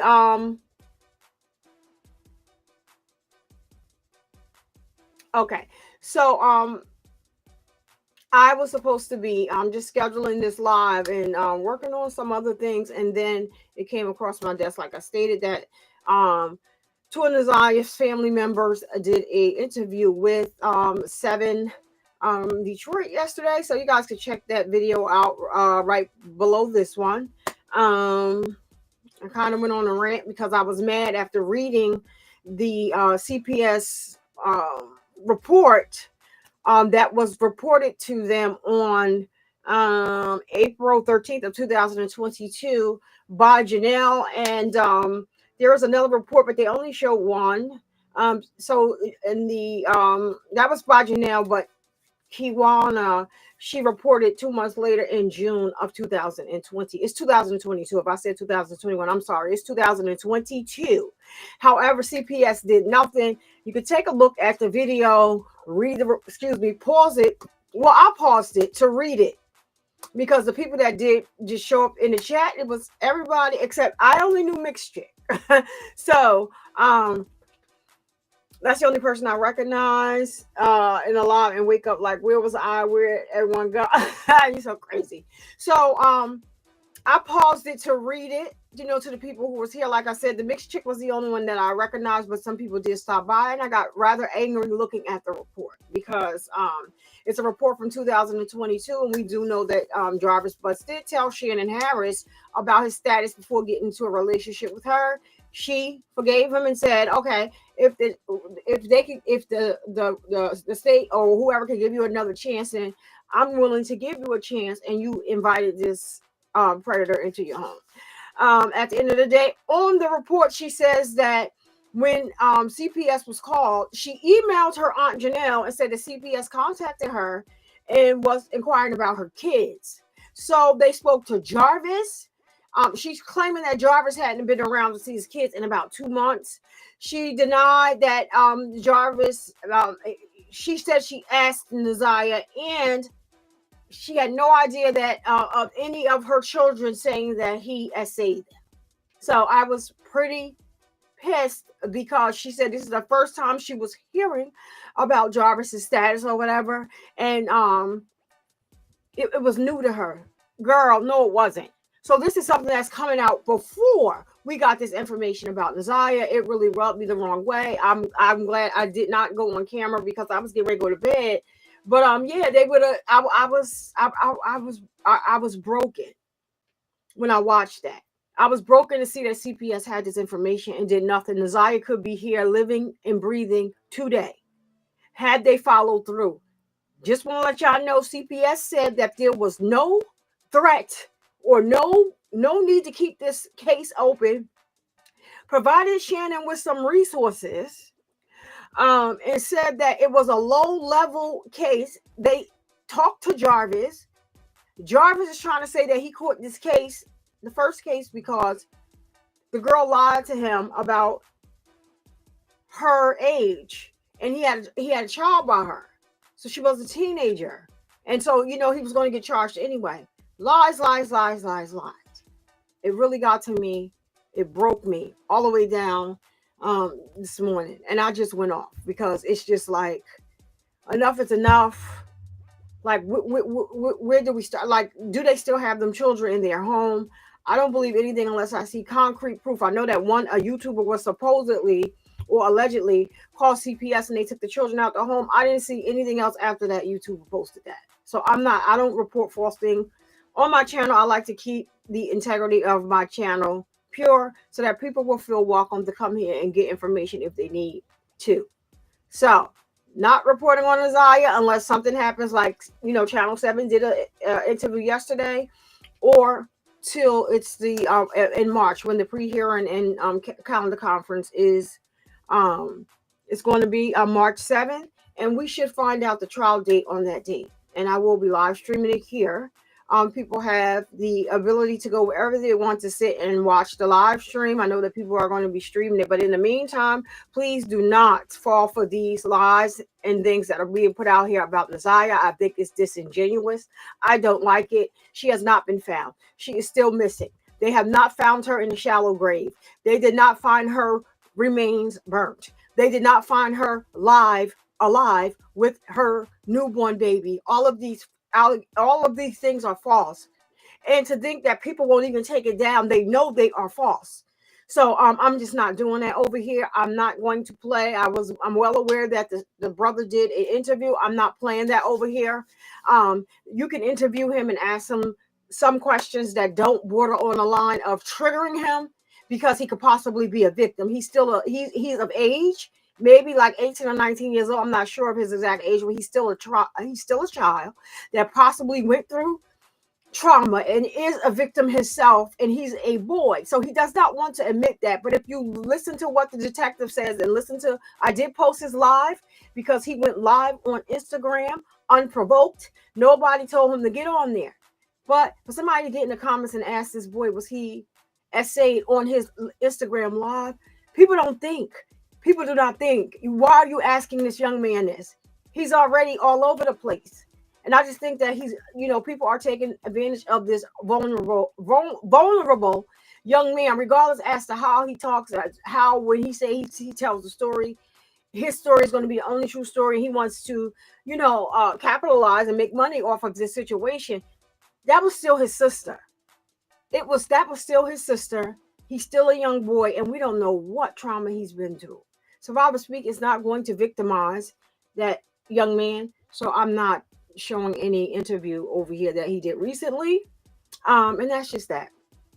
But I thank you all for rocking out with me. It is 12:51. As I stated, if you're going over to Cats or Fleshes, child, is Flesh going live at 1:30? If you're going over to Cat or Flesh of the Gods, you have some time to take a break and eat. Some of you guys may be eating already, because some of you are at work listening, and I do appreciate you all. So I'm going to get out of here, but it wouldn't be me if I didn't end the show by raising awareness that men can get breast cancer too. So because of the stigma associated with the word breast, we have started using the term pec and or chest cancer. But let's continue to break the stigma and spread awareness. And to my lady, please make sure that you're getting your mammograms, filling on your boobies to make sure that you are all right. All right. And don't you dare let anybody come into your house and disturb the peace that passes all understanding. I'm Survivor Speaks. I will see you guys in the next upload or the next live stream. See you later. Bye. Thank you for coming.